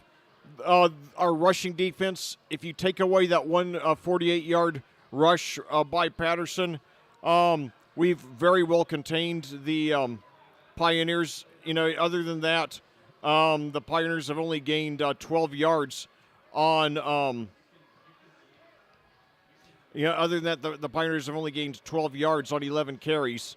So great job by the rushing defense, except for that one monster gain by Patterson. The rushing defense, all things considered, not that bad considering, that we are up against, one of the great quarterbacks in state history. On 2 or 3 occasions, we would have sacked about 98% of the quarterbacks in the state. Unfortunately, we were up against the 2%. So, you have to grade our defense on the curve, considering that we are up against a superstar opponent. Probably our best quarterback who we will play all season, no matter how far we go in the playoffs. Our offense has been very mixed. The rushing was very good on the first drive, then it's been almost non-existent since. The passing offense has been almost non-existent until the last drive when it was very good, except for, obviously the interception, which was thrown into double coverage. Now, overcoming three possessions is going to be tough. If this were a 2-possession game, I'd say, be very methodical on the first drive, but because, we're down by 3 possessions, when we get that ball to start the second half, we're going to have to be, well, as John Wooden said, be quick, but don't hurry. We're going to have some urgency. Because if we eat up 7 or 8 minutes, even if we get a touchdown, we're still down by 2 possessions.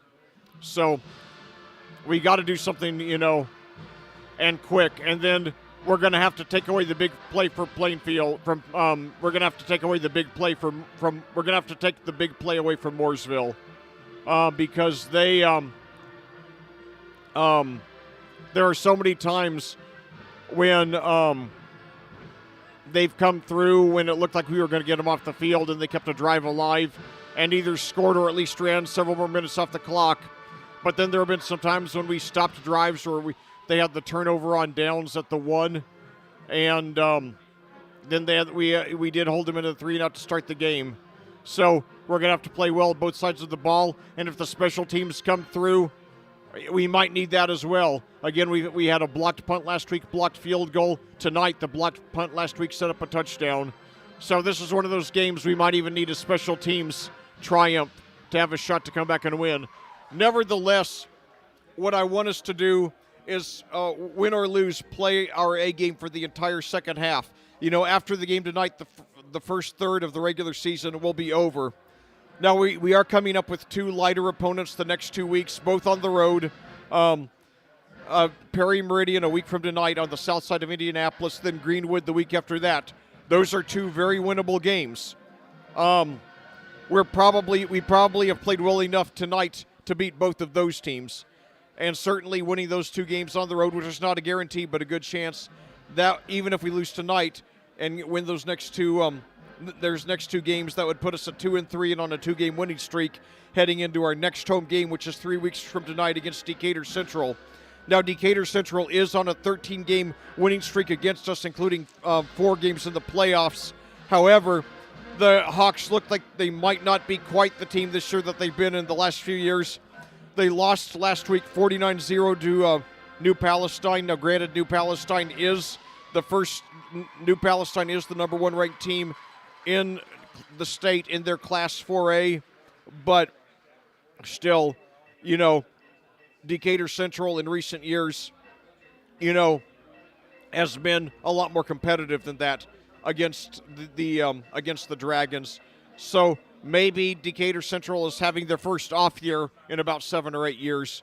So, maybe we'll have a chance to get over that hump and beat them in 3 weeks, which certainly would give us a psychological edge since they are in our sectional again. The other 2 teams in the sectional being Harrison, who beat us by 8 on the road last week, and then Lafayette McCutcheon. So, anyway, the main thing to focus on right now, if we get the win today, that's great. But the main thing is play your A game the second half, win the second half, and go into the second third of the regular season with momentum, knowing that we're turning a corner, knowing that we're playing better, and knowing that our offense is finally running on all cylinders. The defense, for the most part, has been solid all season long. We've got to get the offense, both rushing and passing, playing well consistently. If we do that, I think we're going to win a lot of games this year and give Coach Woodard a good send-off and have a good chance to get that elusive sectional. Now, with 4:23 to go here in the half, let's take a look at the rest of Hendricks County. That's something that I've neglected to do for the first 2 games. I've tried to do it every week, but we've just been so swarmed. Starting in Class 6A, Brownsburg ranked number 2 with a 2-0 record after last week's 42-35 win over number 3 ranked Cathedral, who thankfully moves out of our sectional this year and out of Class 5A into 6A. Tonight, Brownsburg should go out to 3-0 as they visit Franklin Central as they begin Hoosier Crossroads Conference play. Avon started off a couple of weeks ago like they were turning a corner after last year's 1-9 disaster. The Orioles did lose in their first game, but they did lose by only 7 points, 32-25 on the road at currently 17th ranked Lawrence Central. But then last week they lost at home 44-13 to number 6 ranked Ben Davis. Tonight it doesn't get much easier.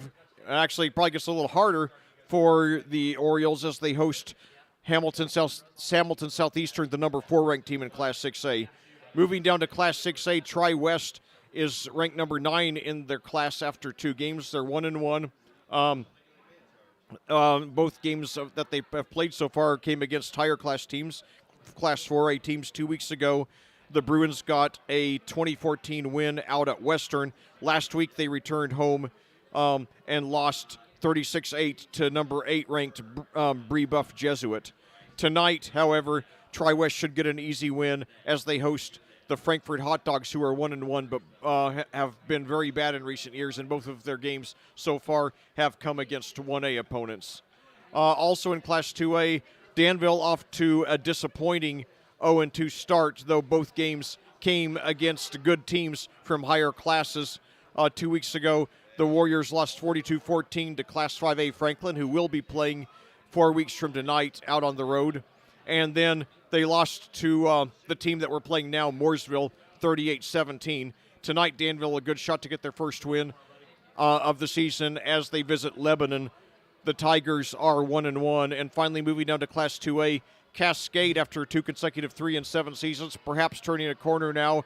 They did lose their opener 2 weeks ago, 42-14 to Triton Central, the number 7 team in Class 2A. However, last week, the Cadets got a big win in their home opener, 28-13 over the Class 4A Beech Grove Hornets. Tonight, Cascade is back at home as they host the number 4 team in their class and 2-time state champion Cecina Crusaders. So now with the marching band clearing the field, 124 to go on the halftime clock. Mooresville is back on the field. Now Plainfield re-entering the field. They do get the ball first to start the second half here. 8:13 your time of day. The first half ended, I think, in a little under an hour. It was very fast-paced, especially the first quarter. I think it ended in about 18 or 19 minutes. So anyway, I'll tell you, right now they're playing Sweet Caroline by Neil Diamond, and I remember a few years ago when I was the primary basketball commentator for Cascade, which I was from 2016 to 2019. They were playing this song at one of their games, and I was saying I thought that was an odd choice to play at a sporting event. And then I later found out that it's actually a staple at sporting events, which I think is very odd, but, fans seem to like it. I don't care much for it, but a lot of fans do. But what the heck do I know? I remember when Gatorade started their Like Mike ad campaign, I thought it was awful, and I thought it would be a total bomb, and they ran it for like 20 years. And people seem to like it, so I guess I don't know too much. I guess I don't know too much about advertising, but anyway, I'll tell you. I always enjoy visiting different places, especially. There's certain road games I look forward to. Like I'm looking forward to Franklin and Martinsville. Those are two places I always enjoy going. I'm going there this week for Plainfield's games there. Last week I went up to Harrison for the first time in 9 years, but I'll tell you. It was one of the most unpleasant times I've ever had on the road because, number one, Harrison did not have paper rosters. So it's like, okay, that's no problem. I'll get mine online. I prefer to have the paper. Makes things a little easier on me. But anyway, then I went up to... Never heard of that. Yeah. You had to scan this code, and the roster would come up on your mobile device. So I was like, okay, I'll pull up the roster on my mobile device. And then I got up to the press box, and I couldn't get an internet signal. And then one of the guys in the box gave me the address of the Wi-Fi that they have there for media, and it didn't come up. So I had to commentate the whole game without rosters. And I listened to the PA guy, and I was able to pick up the names from that of the guys whose names I would need to call. The big offensive players. And, of course, it wasn't that big because I know a lot of the Plainfield guys, so I didn't need their roster for the most part. So I had to, commentate with, no internet access. And I commentated the game on my mobile phone. And for one good thing is that they did have us in our own room, so we were able to block out a lot of the noise, and the audio reception is better than it often is in broadcasting by phone. So it could have been a lot worse, but certainly it's great to be back here at Plainfield. Great to be back and have internet access, and also great to have the free pizza that the Quaker staff always graciously provides. They only had a few snack type items at Harrison last week, and they did have pizza the last time I was at Harrison back in 2013.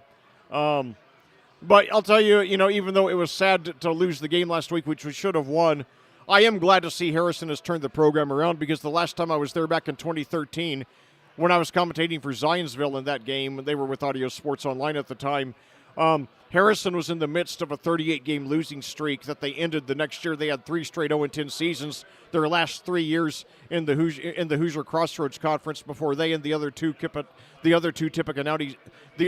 Tippecanoe County schools, Lafayette Jeff and Lafayette McCutcheon, were dismissed from the conference and joined the much weaker North Central Conference, which worked out. It was the best thing for everybody because, all the Indianapolis area teams in the Hoosier Crossroads Conference were having to take multiple trips up to Tippecanoe County, and they were having to take lots of trips to the Indianapolis area, and it was just really tough on the players and the fans. So now the clock runs out, and we're getting ready to start the second half here. So anyway, Plainfield trailing 17-0 down by 3 possessions. They do get the ball first. So, like I said, hopefully we'll come back to win, but the main thing I want us to do is play our A game in the second half, build some momentum as we head into the second third of the season next week on the road at Perry Meridian, where we're going to have a very good chance to get a win. The Falcons entering their 5th year in the Mid-State Conference. They've been at the bottom of the conference every year. Plainfield has beaten them by at least 21 points every year.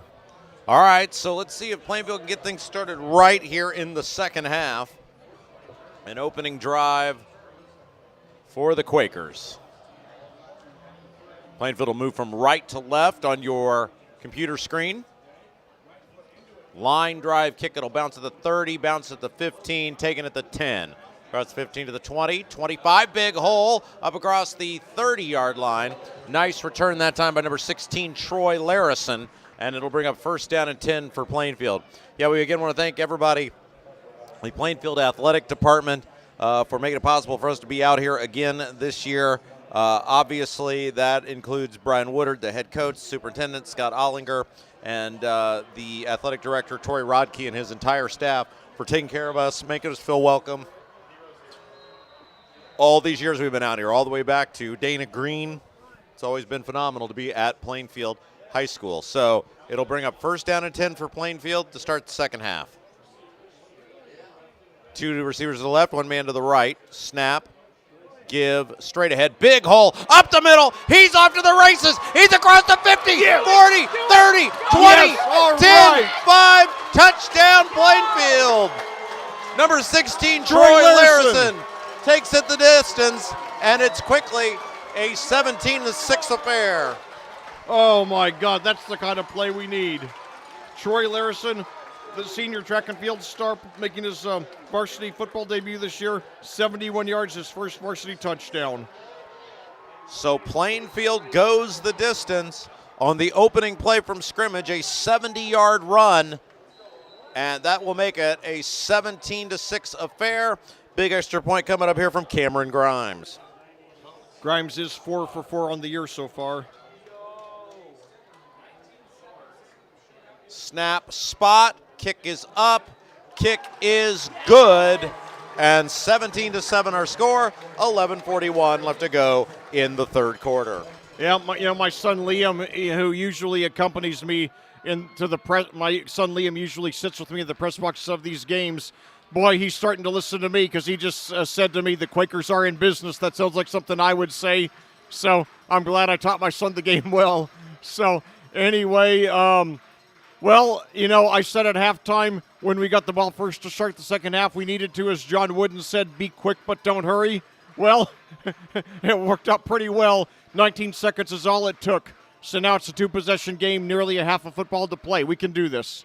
So it'll be first down or the kickoff rather will come up now for the Quakers to the Pioneers, and then Mooresville will have first down and 10. An absolute perfect start to the Plainfield Quakers second half as they now trail it by just 10 points. And Rob, we've had sporadic good moments offensively all season, but what we lacked was that big monster killer play, and maybe that was it. Maybe that's what's going to really set us in motion, that 71-yard rush there by Larison.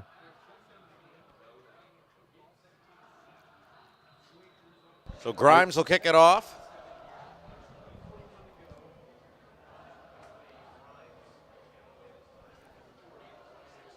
High, short kick. It'll hit at the 30 and deaden. That's a live ball, and Mooresville will fall on it at the 31-yard line.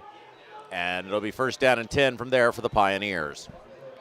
Now we got it. That'd be great if we could do 3 and out. I mean, a turnover, all the better, but at least 3 and out, that'd be a good start. Patterson threw for 201 yards and 2 touchdowns with no interceptions in the first half. Yeah, an unbelievable talent with unbelievable numbers, as you said, Leck. Patterson, another phenomenal first half. Out of the gun, 2 receivers to the right, 1 man to the left. Man goes in motion now from right to left. Snap, gives straight ahead, and on the run that time, number 28, Brownlee, short gain on first down, maybe a yard. Yeah, I'll tell you, like I said, if you take away that 48-yard rush there by the 48-yard rush by Patterson, Mooresville only went 11 rushes for 12 yards in the first half, but unfortunately, Patterson also got that 48. Brownlee only picks up 1 there. So 2nd and 9. Let's get a stop here, put him in a 3rd and long situation. Out of the gun, snap, back to pass, has time, far side of the field, All right. over the intended receiver, incomplete, number 13, Nate Thomas, 3rd down and long coming up for the Pioneers. And you know, Rob, last year when you and I commentated that game together down at Mooresville, I thought Patterson had extraordinary tools. The only thing about him that I thought needed some polish was that a lot of his passes were a little bit off. I think that was his first pass, other than the ones that he threw away. I think that was his first pass that was off tonight. It looks like he's really improved in that area since last year. Yeah, his level of poise and overall accuracy is unbelievable. Yeah. So you can tell that young man's been working hard. Also good quarterback size at 6'1", 215. And now whistle and some sort of movement, I think, on the – no, a timeout going to be called by Mooresville. So Mooresville spins a timeout quickly with 11:01 left to go here in the 3rd quarter. A 10-point lead, but a big 3rd down coming up for the Pioneers, 3rd and 9. Yeah, Rob, I think the thing is that what they're thinking is they don't want to go 3 and out here, and then, the Quakers with their newfound momentum, get the ball back with a chance to make it a one-possession game. And not only did they get that score easily on that last play, but also remember they moved the ball very well on the last possession of the first half. It's just they were, in a little bit of a desperate situation and threw that interception on the last play. But, other than that, they moved the ball very well. So hopefully Plainfield's starting to hit its stride on offense. Certainly, that was a big sign of relief for Quaker fans. All right, so 3rd down and 9 coming up. And also, by the way, it should be noted, hold that thought. Working out of the gun. 2 to the right, 1 to the left. Man goes in motion from left to right. Single back formation. Snap. Patterson rolls left side. Rolls, throws. Got a man, and it is going to be caught right at the marker. And it is just enough for a 1st down. Darn it. Thought they were going to get him off the field that time, but Patterson rolling to his left, gave himself all sorts of time, hit the receiver right at the marker, and the official said it was a catch. So 1st down and 10 from the 42. Did you catch who the receiver was? I didn't. A lot of bodies over there, and it was on the far side of the field. Yes, indeed it was. So 1st in at the 42. Come on, let's get him off the field here. Snap, give straight ahead into a pile of Plainfield tacklers, but not before a nice little pickup that time of about 4 yards on 1st down up to the 46. Yeah, and that's like I said. Our rushing defense has been very good for almost all the game, except for that one play where Patterson went crazy. Yeah, you're right, Leck. And again, it's unfortunate for Plainfield because they have done a nice job at the line of scrimmage, but man, Patterson is just so good. Yeah. Against an average quarterback, I think we'd be in the lead right now. Yep, you're right. 2 receivers wide to the right, 1 man left, single back formation. Snap, play action, quarterback keeper. He'll take it to the far side of the field. Room to run, 1st down into Plainfield territory and all the way down to about the 44-yard line. So that'll be a gain of about 10 for Patterson, another 1st down. Now they give him credit for 10. 6 for 66 for Nick Patterson. 9:58 to go. So Plainfield, even if they don't score on this drive, by stretching it out, they might be able to take away some of the momentum that Plainfield built with that rush. But still, it was a great rush, and certainly it's a clue that Troy Larison might work as our number 1 back with Noah Hessing moved back to wide receiver. Quarterback draw again, and he'll run into the line of scrimmage down to the 40. So what's college look like for Patterson, Leck? Do you know? I haven't followed to see who's recruiting him, but Obviously, I mean, a guy that talent, I mean, he could write his own ticket. I'm sure there are, plenty of BCS schools who would be glad to have him. I'd certainly like, and I'm glad that we've started to slowly see more of our marquee players stay in state, go to IU, Purdue, Ball State. But, and of course, one thing I've also noticed, and hold that thought. Second down coming up in 6 from the 40. Mooresville moving from left to right. Quarterback keeper again. And again, he's hit, drives forward, down to about the 41. The only reason I asked that, or down to about the 36, I should say, third and short coming up, is when he's running these design draws, you got to wonder if the college scouts and coaches are like, please don't do that. Yeah, well, certainly, he's got, Quarterback sneak this time. He's got the first down. He'll be pushed forward to the 30, so a gain of about 5, and it'll bring up first down and 10 for the Pioneers. Certainly there are plenty of offenses that he could work very well in. And, of course, one thing it helps, is that he can do it both through the air and on the ground, and he has a really optimal blend of the two.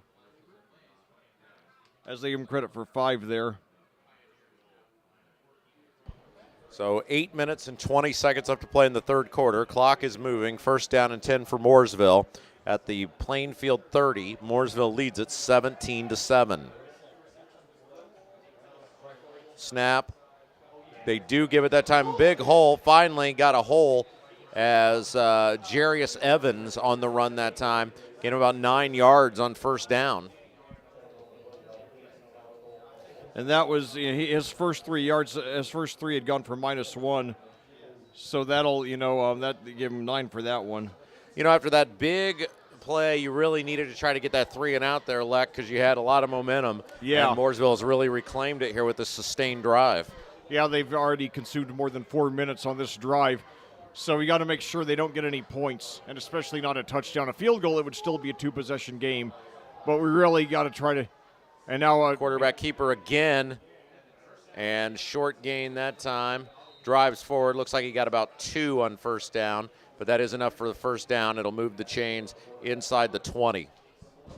And Rob, one thing I have noticed is that there are a lot of superstar athletes, both in football and in girls basketball, who could go to, high NCAA schools, and they choose to go to Marian University and NAIA Power up in Indianapolis. That's won national championships in the last decade, both in football and women's basketball.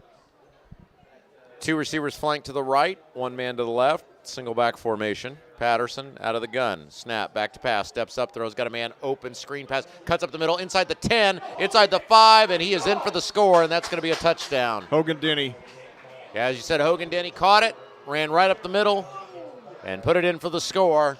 And so all the wind goes out of the Plainfield Sails after getting back in the ball game. Start the second half. Now 23-16, 6:51 left to play in the third quarter. Well, I do, I got to give credit where it's due. I mean, Mooresville, we spit in their face and they came right back and, completely unfazed. And now if they miss this extra point, it'll only be a 2-possession game. So this is a critical extra point here. Snap, spot, the kick is up, the kick is down the middle, it is good. So they do have the 3-possession lead back, so have to weave some more magic.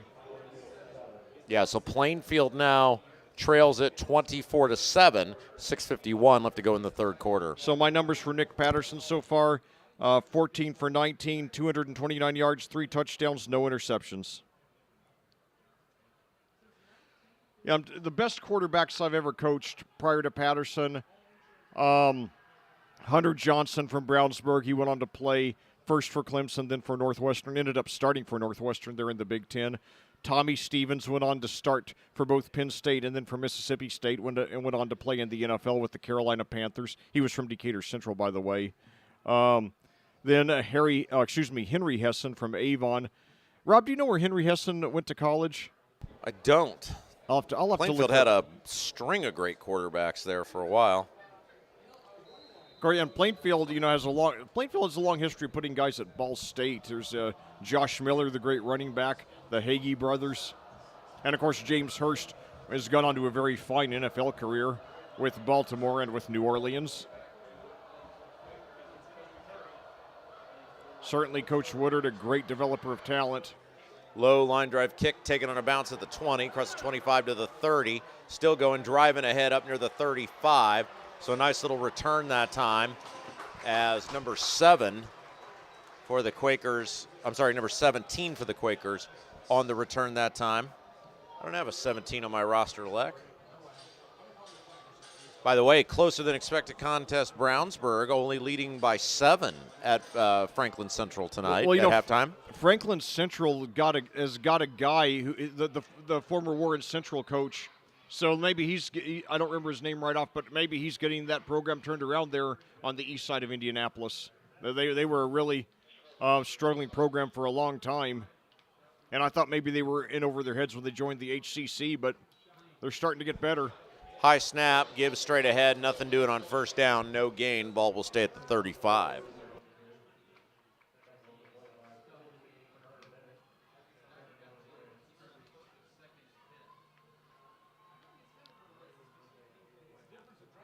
So Plainfield struggling to move the ball on the first run of the drive.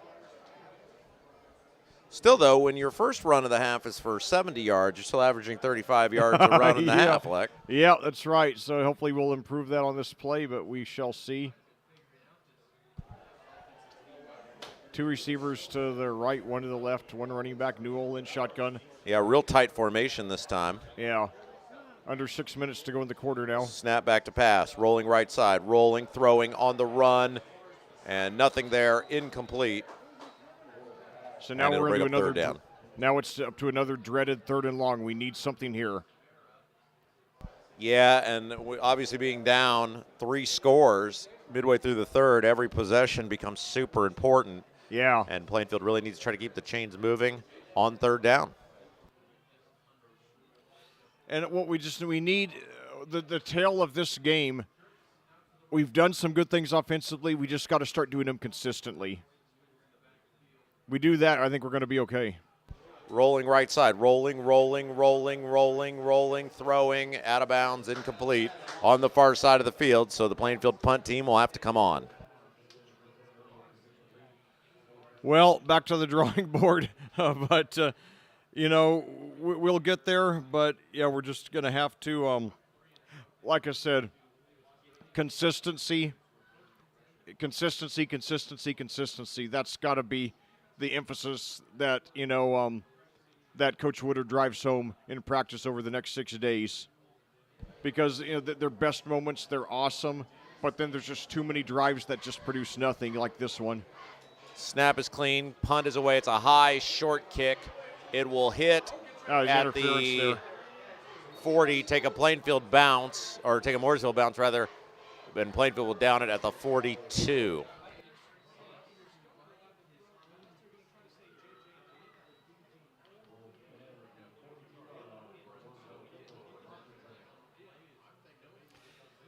Yeah, here's a great quote from Nick Patterson.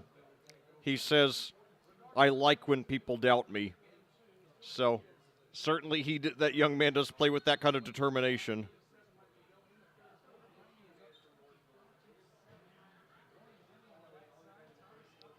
So now, starting at the drive at Mooresville starting at the drive at the 42, out of reverse here.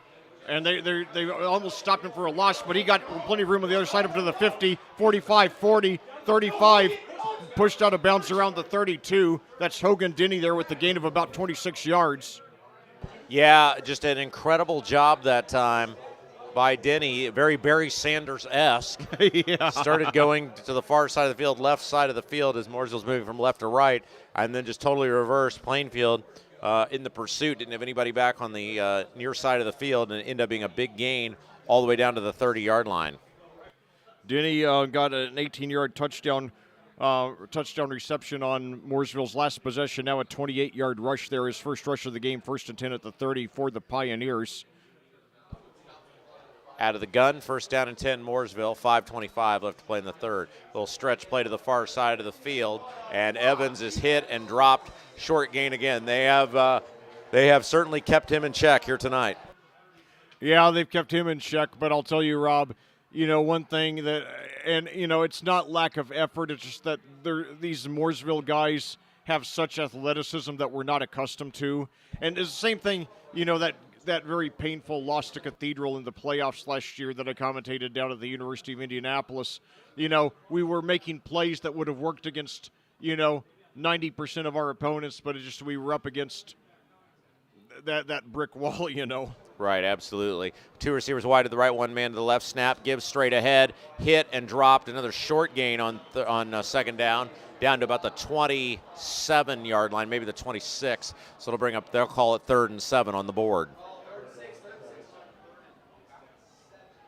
And the thing is, there's so many plays tonight. Well, several plays tonight where we had their guy down, and we would have had him down against a normal opponent. But these guys just have that athleticism to weave out of it. So very big 3rd and 7 right now. We got to get a stop here. Snap back to pass. Steps up, has time, throws, far side of the field, off the hands of the intended receiver. Incomplete. Number 13 that time, the intended receiver, Nate Thomas, out of bounds. 4th down coming up. Probably where they're at on the field. This is a go if you're Mooresville. Yeah, it would be a 44-yard field goal, and even great high school football programs, more often than not, don't have anybody with that kind of range. Two of the few kickers I've commentated who did were the Hagee brothers right here at back to pass. Patterson rolling right side. Rolling. He's going to throw down the field, and he got a man caught and behind the defender and in for the touchdown. Levi Dorn. Touchdown by number 14, Levi Dorn, with 3:53 left to go in the game's third quarter. And that was all the Mooresville line that time. Patterson had time to write his autobiography back there, Leck. Boy, that's a good one. Yeah, another great one. I remember. Hold on, hold that thought. So now this would make it 31-7 if they hit this extra point. Nevertheless, 4 touchdown passes in this game for Patterson. Snap, spot, the kick is up. The kick is good. So with 3:53 left to go in the ball game's third quarter, it's 31-7. Plainfield trails Mooresville. That was also number 2 on the game for Levi Dorn. I have him 5 receptions for 84 yards, 2 touchdowns tonight. So, boy, has Mooresville come back in a big way to answer that 71-yard rush from Larison. And it was almost like, the whole attitude of Mooresville, it was just total calmness. It's like, okay, you got one big play. Let's show, now let's show, we're going to show you what we can do now. And they've just been putting on a show ever since. And our only drive since then, 3 plays, 0 yards, 1 rush for no yards, and then 2 incomplete passes. So, and the 2 scores, touchdown passes by Nick Patterson of 18 yards to Hogan Denny and 27 yards to Levi Dorn. So it'll be a kickoff to the Plainfield Quakers, who now trail it 31-7. 3:53 left to go in the third quarter.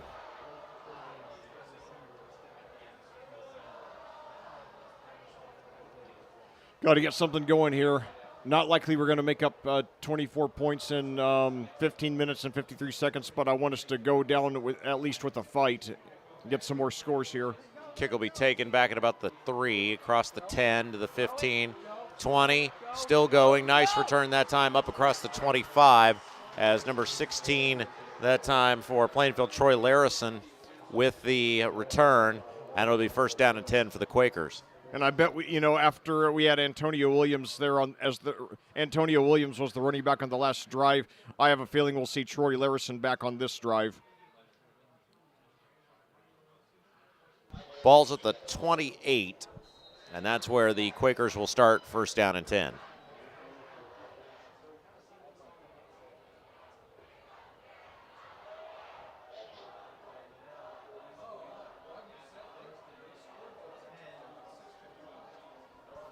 Back to pass, steps, throws, got a man caught center of the field across 35 and up near the 38, maybe the 39. Boy, that's a good spot. Could be enough for a first down. It is. That'll move the chains up to the 38. First down and 10 for the Quakers. Leck, did you see who made that reception? Isaiah Miller. Okay, Isaiah Miller, nice Yep. catch. And first down and 10 for Plainfield. 2 receivers to the right, 2 to the left. Newell works out of the shotgun. Snap, give straight ahead. Big hole up across the 45. And I believe that was number 16. Yes, it was. Larison, Troy yeah. Larison on the run up near midfield. Second and short coming up for the Quakers. No, now they'll say it's enough for a first down, so it'll move the chains right at the 49. And, the way that, that explosiveness that Larison has, you can see his track and field influence. Snap is high, gives straight ahead, driving into Mooresville territory, down to about the 46, gain of about 4 yards on first down.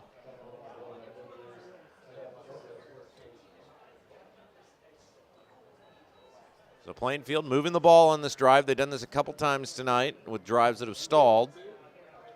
But once again, back into Mooresville territory.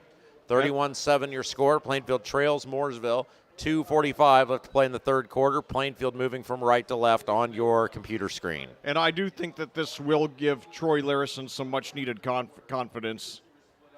He has over 100 yards tonight and a touchdown. Snap is high, little screen pass caught across the 45, across the Miller's 40. got it. Still going inside the 35-yard line. And it is they're going to put him down at the 36. That's enough for another first down. All right, so that's a 17-yard pickup there by Isaiah Miller. Maybe Isaiah starting to become one of the go-to guys for the Quakers.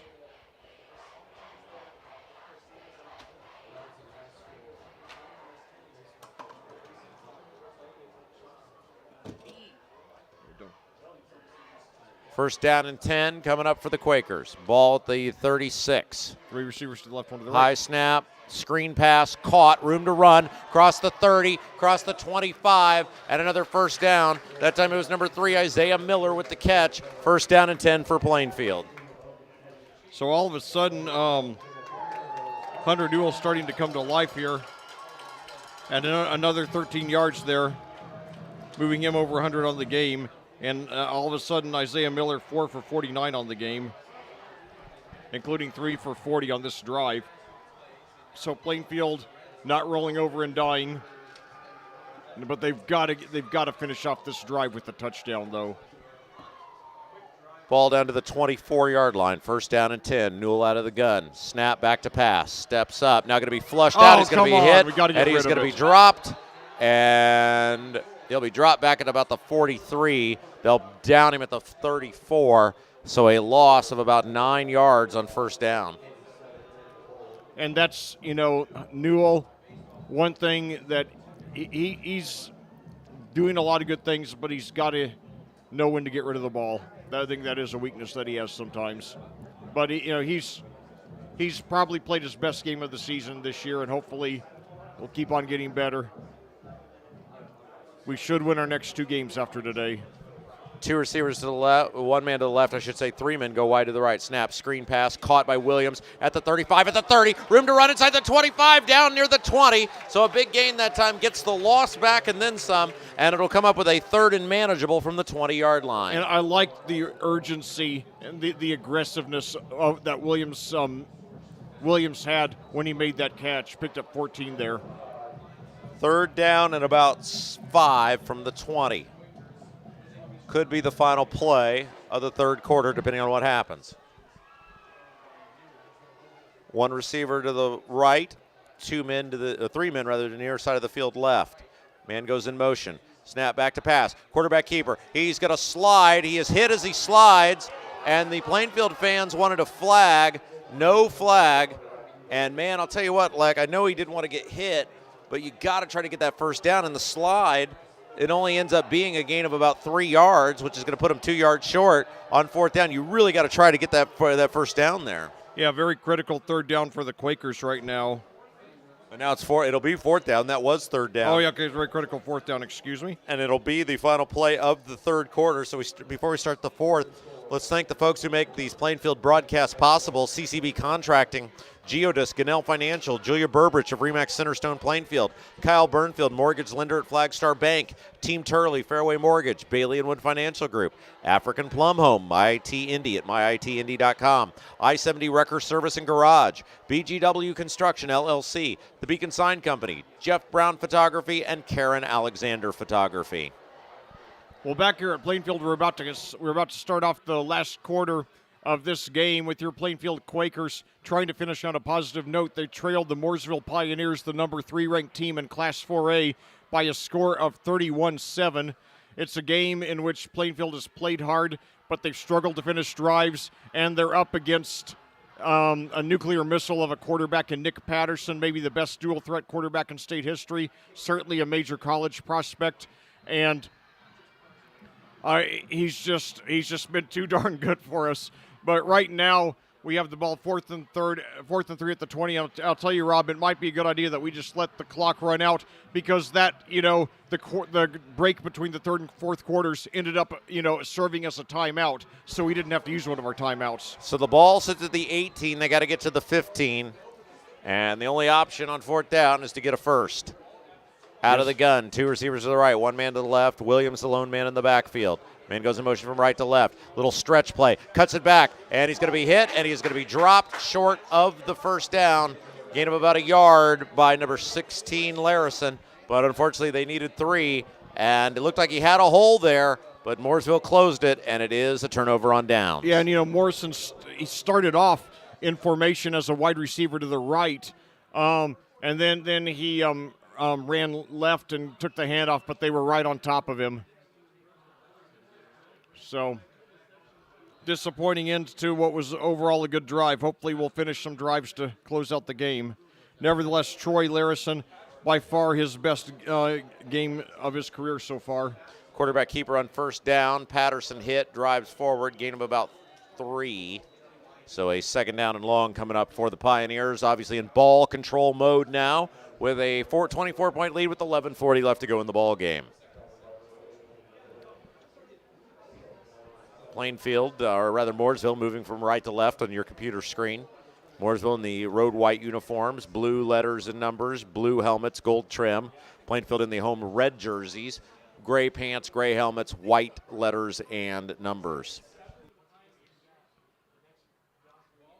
And now it's, with Mooresville having all but clinched this game, we just got to finish strong.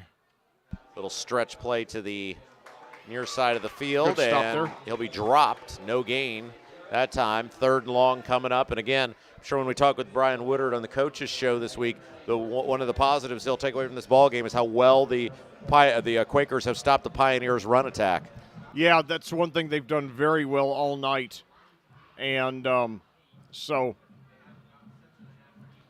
we've just, we just got to get better consistency on offense. In a nutshell, that's the main thing. I mean, considering the opponent we've been up against tonight, our defense, especially the rushing defense, and even to the passing defense to some extent, has played very well. Pass straight ahead, and it'll be hit and dropped down around the 27. That'll be short of a 1st down. Clock will stop with 10:24 left to go, so likely a punt coming up here, but with Patterson on the field, who knows? And it does, as soon as I say that, looks like they're going to go for it. So let's see. They are going to go for it. Sneaks it ahead, and let's see. It'll depend on the spot. Looks like from here that's enough, but we'll see. It is enough for a 1st down. Patterson getting behind center, going forward deep in his own territory. So a risky call, especially up 24 points. But with the best player on the field on your team, you take that chance. And it is indeed enough for a 1st down. 10-17 left to play as the fresh set of downs for the Pioneers. Yeah, I think most teams would not have gone for it in this situation. But obviously, when you have Nick Patterson, there are so many exceptions.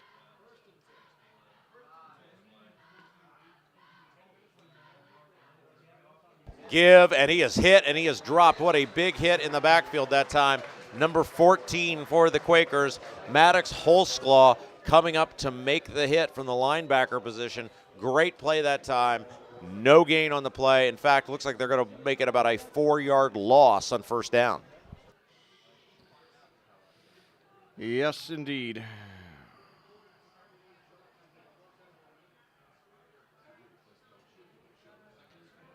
So that is a good stop for the Quakers. Have had a lot of good rushing stops tonight. Fans starting to file out. Not a lot, but several fans starting to file out for the Quakers.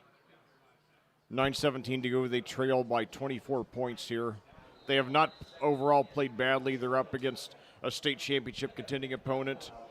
You know what a difference a few years makes. You know, Plainfield won 5 of the 6 against the Pioneers from 2012 to 2017. Now Mooresville about to win their 5th in a row against the Quakers. Yeah, and the Plainfield Quakers forced the Mooresville Pioneers to spend a timeout. 9:12 left to go in the ball game, facing a 2nd and 14.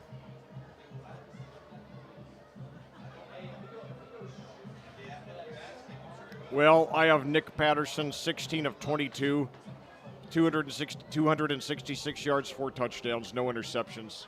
Got a chance to see our friend Blake Woodard earlier on in the game tonight. He came up, talked with him very briefly. Oh, good. He was listening week 1. He's got his first college game tomorrow against DePaul. They play Rose-Hulman. So, of course, Blake Woodard, former Plainfield Quaker, graduated last year, son of Coach Brian Woodard. Yeah, I made the winning touchdown in the Greenfield Central game last year. Rose-Hulman is another college I'm looking at that I could possibly attend. Back to pass, throws. Incomplete on the far side of the field. Nice coverage that time. I believe that was number 25 for Plainfield in coverage. It was. 25 is Carter Ferguson. So, is Blake Woodard, does he play, who does he play for, DePaul or Rose-Hulman? DePaul. DePaul, okay. That's good school just down the road in Greencastle. And I'll tell you, since Coach Woodard has talked about, he's made it clear this is not a full-fledged retirement. He's just retiring from head coaching. He said he's open to being a college assistant coach. Maybe they'll hire him at DePaul. Now flushed out of the pocket. Patterson's got room to run. Across the 30, still on his feet. Steamrolls it forward, and that'll be enough for a first down across the 40. And boy, when a quarterback can lower his shoulder and take down a member of the secondary, that's impressive. Yeah, Patterson, very good size at 6'1", 215. That's a great quarterback size as he picks up 17 there, and that puts him over 100 yards on the ground tonight. So do you know if Blake Woodard has any coaching aspirations? I don't know. He's got a good little pedigree there if he decides Yeah. to do that.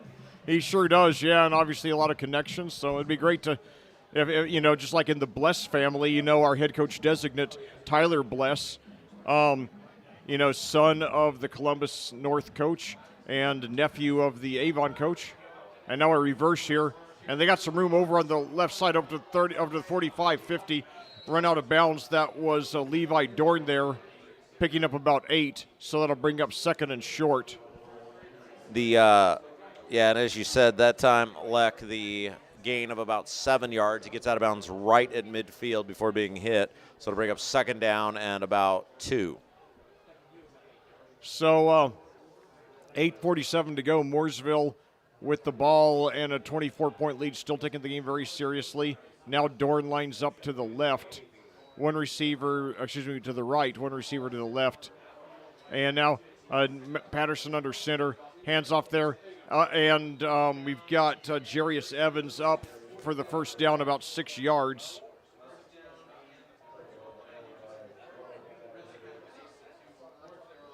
They mark him down at the 44. So Evans has overcome a slow start. He was stuffed on some of his early gains, but he's had a couple of nice ones since then. 8:35 to go and counting now. But yeah, it'd be great if Coach Woodard did end up as a college assistant coach, which he said he's open to doing. Maybe he'll end up coaching his son. Yeah, 3rd and 1, pitch to the far side of the field, cuts it back. It's going to be, first down and 10, I should say, from the 44. Evans got tripped up there. Yeah, and the gain is about a half a yard on first down with 8:10 left to go in the ball game. So Mooresville being very methodical, just going about their business. Hopefully Plainfield will close the game with a couple of great possessions and not just moving the ball well, but finishing them off this time. They've only done that once this game. It was on that 71-yard. Bad and now snap, a bad snap. ball's on the and floor. Patterson gets it. He's Yeah, still picked it trying up. to make something out of nothing, though, and he might up to the 50, 45, 40, 35. He's got the first down. Oh, my God.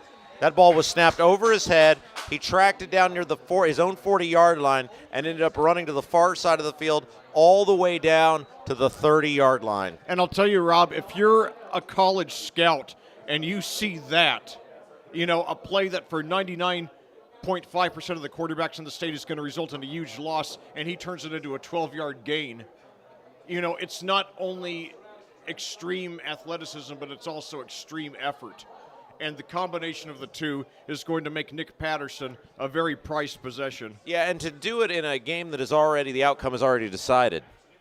Yeah, well, I mean, what does that say about his competitive fire? Give straight ahead, big hole this time. Ball's on the floor, and Plainfield got it back. All right. Ball was stripped. Number 22 that time, Jarius Evans, had a big hole, gained him about 9 yards, and the ball got popped free. And I didn't see there it is, number 99, Jason Woodson, a sophomore defensive lineman, coming away with the football, number 99. So Plainfield gets the ball back. 7:08 to play in the game, trailing at 31-7.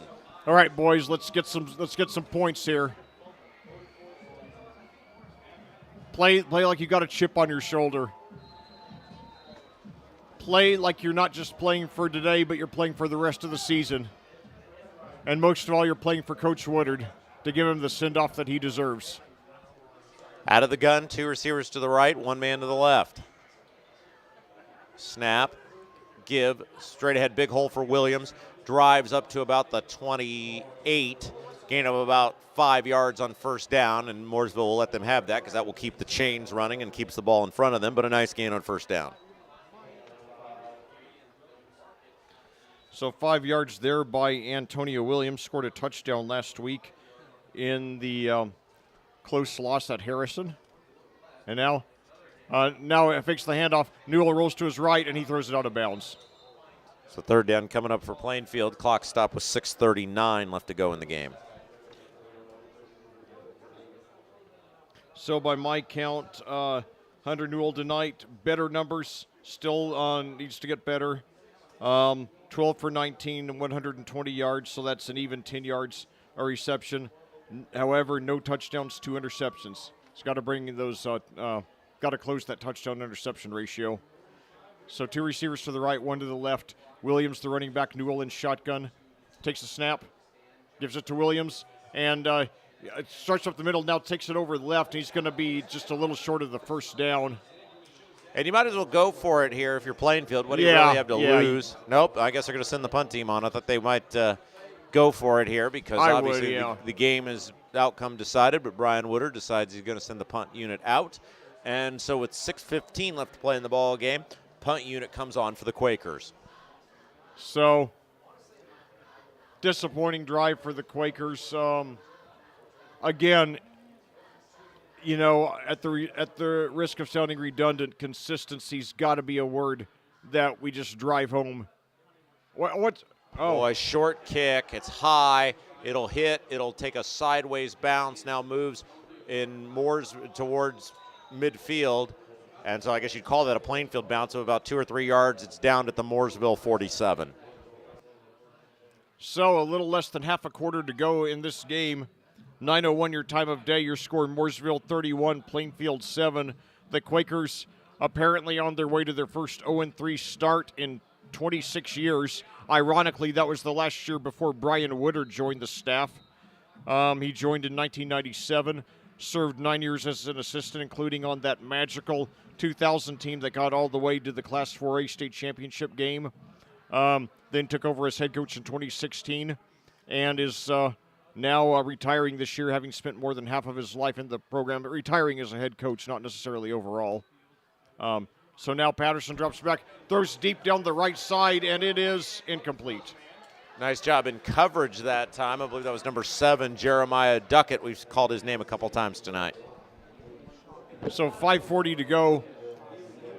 Clock stops, and I'm glad it's tough because I want Plainfield to get at least another possession, and I want Plainfield to get at least one more possession where they have time to, fully execute. rather than just having to rush.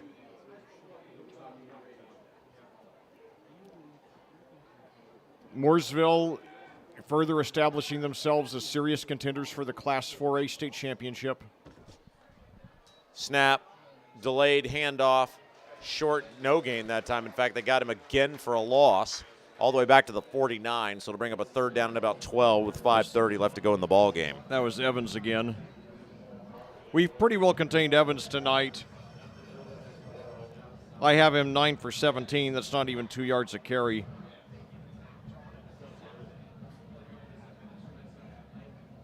And again, keep in mind, Mooresville, in their first 2 games, they beat Bloomington North 38-13 and Danville 38-17. So what the margin that they're beating us by is about what they beat their first 2 opponents by, 2 opponents that are relatively equal to us. So this is just par for the course. And now Patterson pressured, he gets rid of it, and now making something out of nothing, and he gets maybe a first down out of it. He caught the ball well behind the line of scrimmage, but ran up. All the way that time, as you said, like all the way down to the 37. It's Denny, 4th I and believe. short. A big sneak this time. And off to the races is Patterson. He's inside the 20 as he took the sneak, was able to keep going. And he was all the way down inside the, as we said, the 20-yard line, down about the. And Rob, again, that play when Hogan Denny caught the ball behind the line of scrimmage and then raced up to get the first down, again, pure effort. And under a situation where there was no urgency, no pressure for Mooresville to convert. So the kind of effort that these guys show, that's the kind of effort that wins championships. So I wouldn't be a bit surprised if the Pioneers got over the hump. They won 3 consecutive sectional championships from 2018 to 2020, had a disappointing second-round playoff loss last year, but they very well could come back and get that state championship this year. Now a whistle blows and a timeout is going to be called as Mooresville has a first down and 10 with 4 minutes exactly left to go in the ball game. The ball at the Plainfield 17. Don't forget, Plainfield will return to action 1 week from tonight out on the south side of Indianapolis as they continue mid-state conference play against the Perry Meridian Falcons, who entered tonight with a record of 1-1. The Falcons, the last 2 years, have shown signs of turning a corner. They were a very bad team from 2017 to 2020 with only 3 wins in that 4-year stretch. They did win 2 games last year, and they're 1-1 to start this year, so possibly starting to get better. But nevertheless, Plainfield is 4-0 against the Falcons and have won each of their games in the series by at least 21 points. So hope to see you all out there in South Indianapolis for that game 1 week from tonight. And then the 2 teams will be here at Plainfield the next morning for the varsity, junior varsity doubleheader. And now we got a first down here on a rush. Big hole center of the field that time, number 22, Evans with the run, and he is inside the 5-yard line. That's possibly, we've pretty well contained Evans most of the game. That might be his best rush of the night. Now they'll set him back at the 6, so the clock will wind. First and goal, 3:54 left to go in the ball game. So we'll have 3 opportunity for you all to see 3 Quakers games next week. The one at Perry Meridian on Friday, and then the 2 here Saturday morning. Yeah, and the one Saturday morning will be live video broadcast. Yeah, it's going to be a doubleheader. We got both the freshman and the JV. So that'll be exciting as always.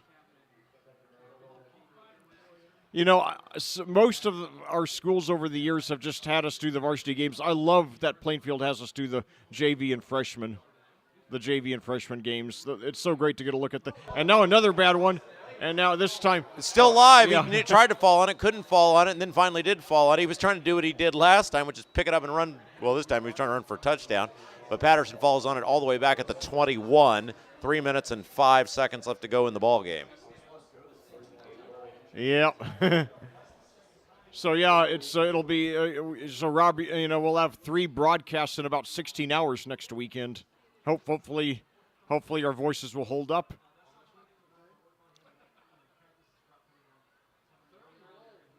And of course, it takes special energy to start a football broadcast at 9 a.m. for those freshman games. Pass caught. Now, what do they call that? A flea flicker, and the guy's wide Oh, my open, and God. it is a touchdown. Hogan Denny throws a Backwards pass to Hogan Denny. He caught the ball and in the backfield and threw it to number 14, Levi Dorn, Yeah. for the touchdown. So that'll make it 37-7 So with 2:34. You got, I don't know. I mean, look, you always play the game hard, and the goal is to win the game, and you should always play hard, but that's kind of a unsportsmanlike move at this point in the game, isn't it? Maybe so, but I'll tell you, Rob, you've got to like Hogan Denny's versatility. The last 2 years against us, he scored a touchdown on a fumble recovery, a touchdown reception, and now a touchdown pass. So he scored against us in 3 different ways the last 2 years. So, anyway, we get at least one more possession. Disappointing that we didn't play closer, but man, these guys are good. I mean, what are you trying to prove there, though, by doing that? I mean, the game's over and you're running trick plays. Okay, I guess. Well, Rob, I don't know if you remember this one, but back in the late 80s, the Cincinnati Bengals had a vicious rivalry with the Houston Oilers when they were in the same division. And Sam Weish, then the head coach of the Bengals, hated the Oilers so much that in one game when the Bengals were up 58-7 and just scored to go up 58-7, he actually called for an onside kick. I mean, that's how sadistic he was against the Oilers. And and if I remember correctly, that was the game where Jerry Glanville, the head coach of the Oilers, was so mad he went straight to the locker room without shaking hands with Weish. Wasn't there a famous game too where Woody Hayes, I think, was playing Michigan and he was beating them by 40 points or whatever, and they scored a touchdown and went for 2, and they asked him, "Why'd you go for 2?" And he said, "Because I couldn't go for 3." I seem to remember that. I don't know. Maybe I imagine it's a high kick, ball's live, hit off a Plainfield player, and let's see who got it back. That I don't know that story. I'll look that up. It's Mooresville ball, so Mooresville will recover the pooch kick back at about the 32-yard line. That sounds like something Hayes would say. It's certainly in character with him. One of the first games I ever watched in my life in any sport was that game in the Gator Bowl in '78, where he hit Clemson player Charlie Bauman and ended up getting fired for it.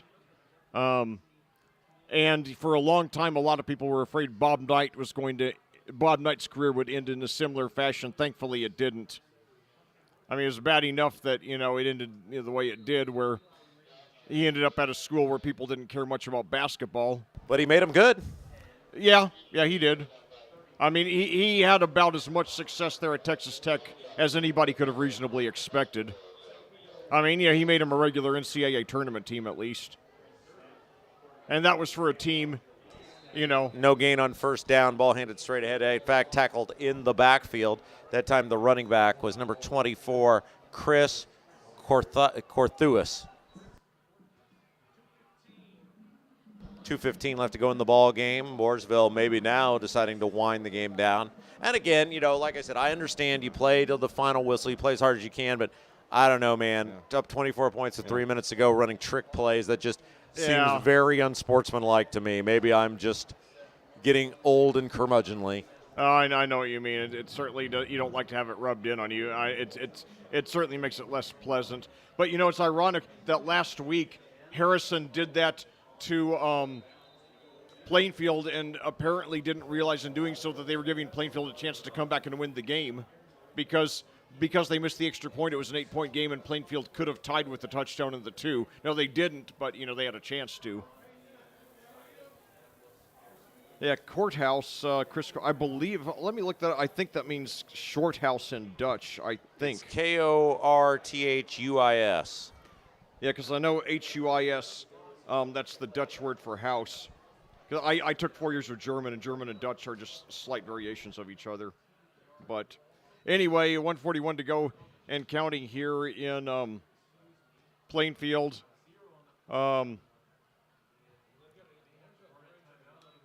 Mooresville with the ball, 3rd and 15 at the Plainfield 36. 1:41 to go and counting. A lot of fans are starting to file out here. Plainfield will return to action next week against Perry Meridian. 2 receivers to each side now. 1 running back. Now fakes the handoff, takes it forward.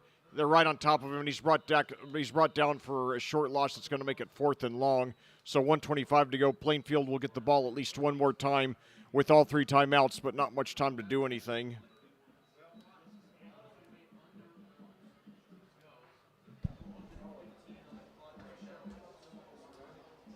Yeah, this will be the last offensive play for Mooresville, providing they don't pick up the first down.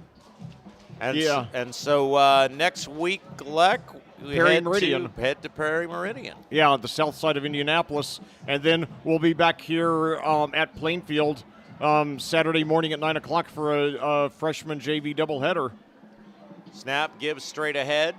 Short gain that time, down to about the 37. And with 46 seconds left to go, Plainfield will take over on downs. Perry Meridian should be our first one of the year. You don't want to count your chickens. When you're 0-3 especially, you don't want to count your chickens before they hatch. But it looks promising, as does Greenwood the next week. Both games on the road. So hopefully we'll get 2 wins to make it 2-3. So we'll have some momentum when we come back in here for our next home game 3 weeks from tonight against our arch rival Decatur Central, who's beaten us 13 consecutive times. A streak that will hopefully end this year. And now pass over on the right side. It's complete to Isaiah Miller. And I think they said he stepped out of bounds after picking up about 5. Yeah, they're going to give it to him up at the 30 or the 44 out of bounds. Second down and about 4 yards coming up here on the next play. Perry Meridian is just a relatively short drive, probably about 20-25 minutes from here. It's in South Indianapolis, so Back it's very pass, doable. Steps up, throws, crossing route incomplete. Over the head of the intended receiver. Marcos Rivera, the intended receiver that time, number 11. So a disappointing game, not a disastrous game considering the opponent. Losing to a lot of teams by 38-7 would be a disaster. Against Mooresville, it's not. You know, we could have made it a little closer. There's a couple of scores that we almost got. And now a rush there. He's up to the 45, 50, 45, out of bounds around the 40. He does pick up the first down and much more. Yeah, as you said, like across midfield into Mooresville territory, all the way down to the 40-yard line. I'll tell you, it just, I love Labor Day weekend, but it just doesn't seem the same to me without Jerry Lewis. Yeah, that's a good point. Yeah.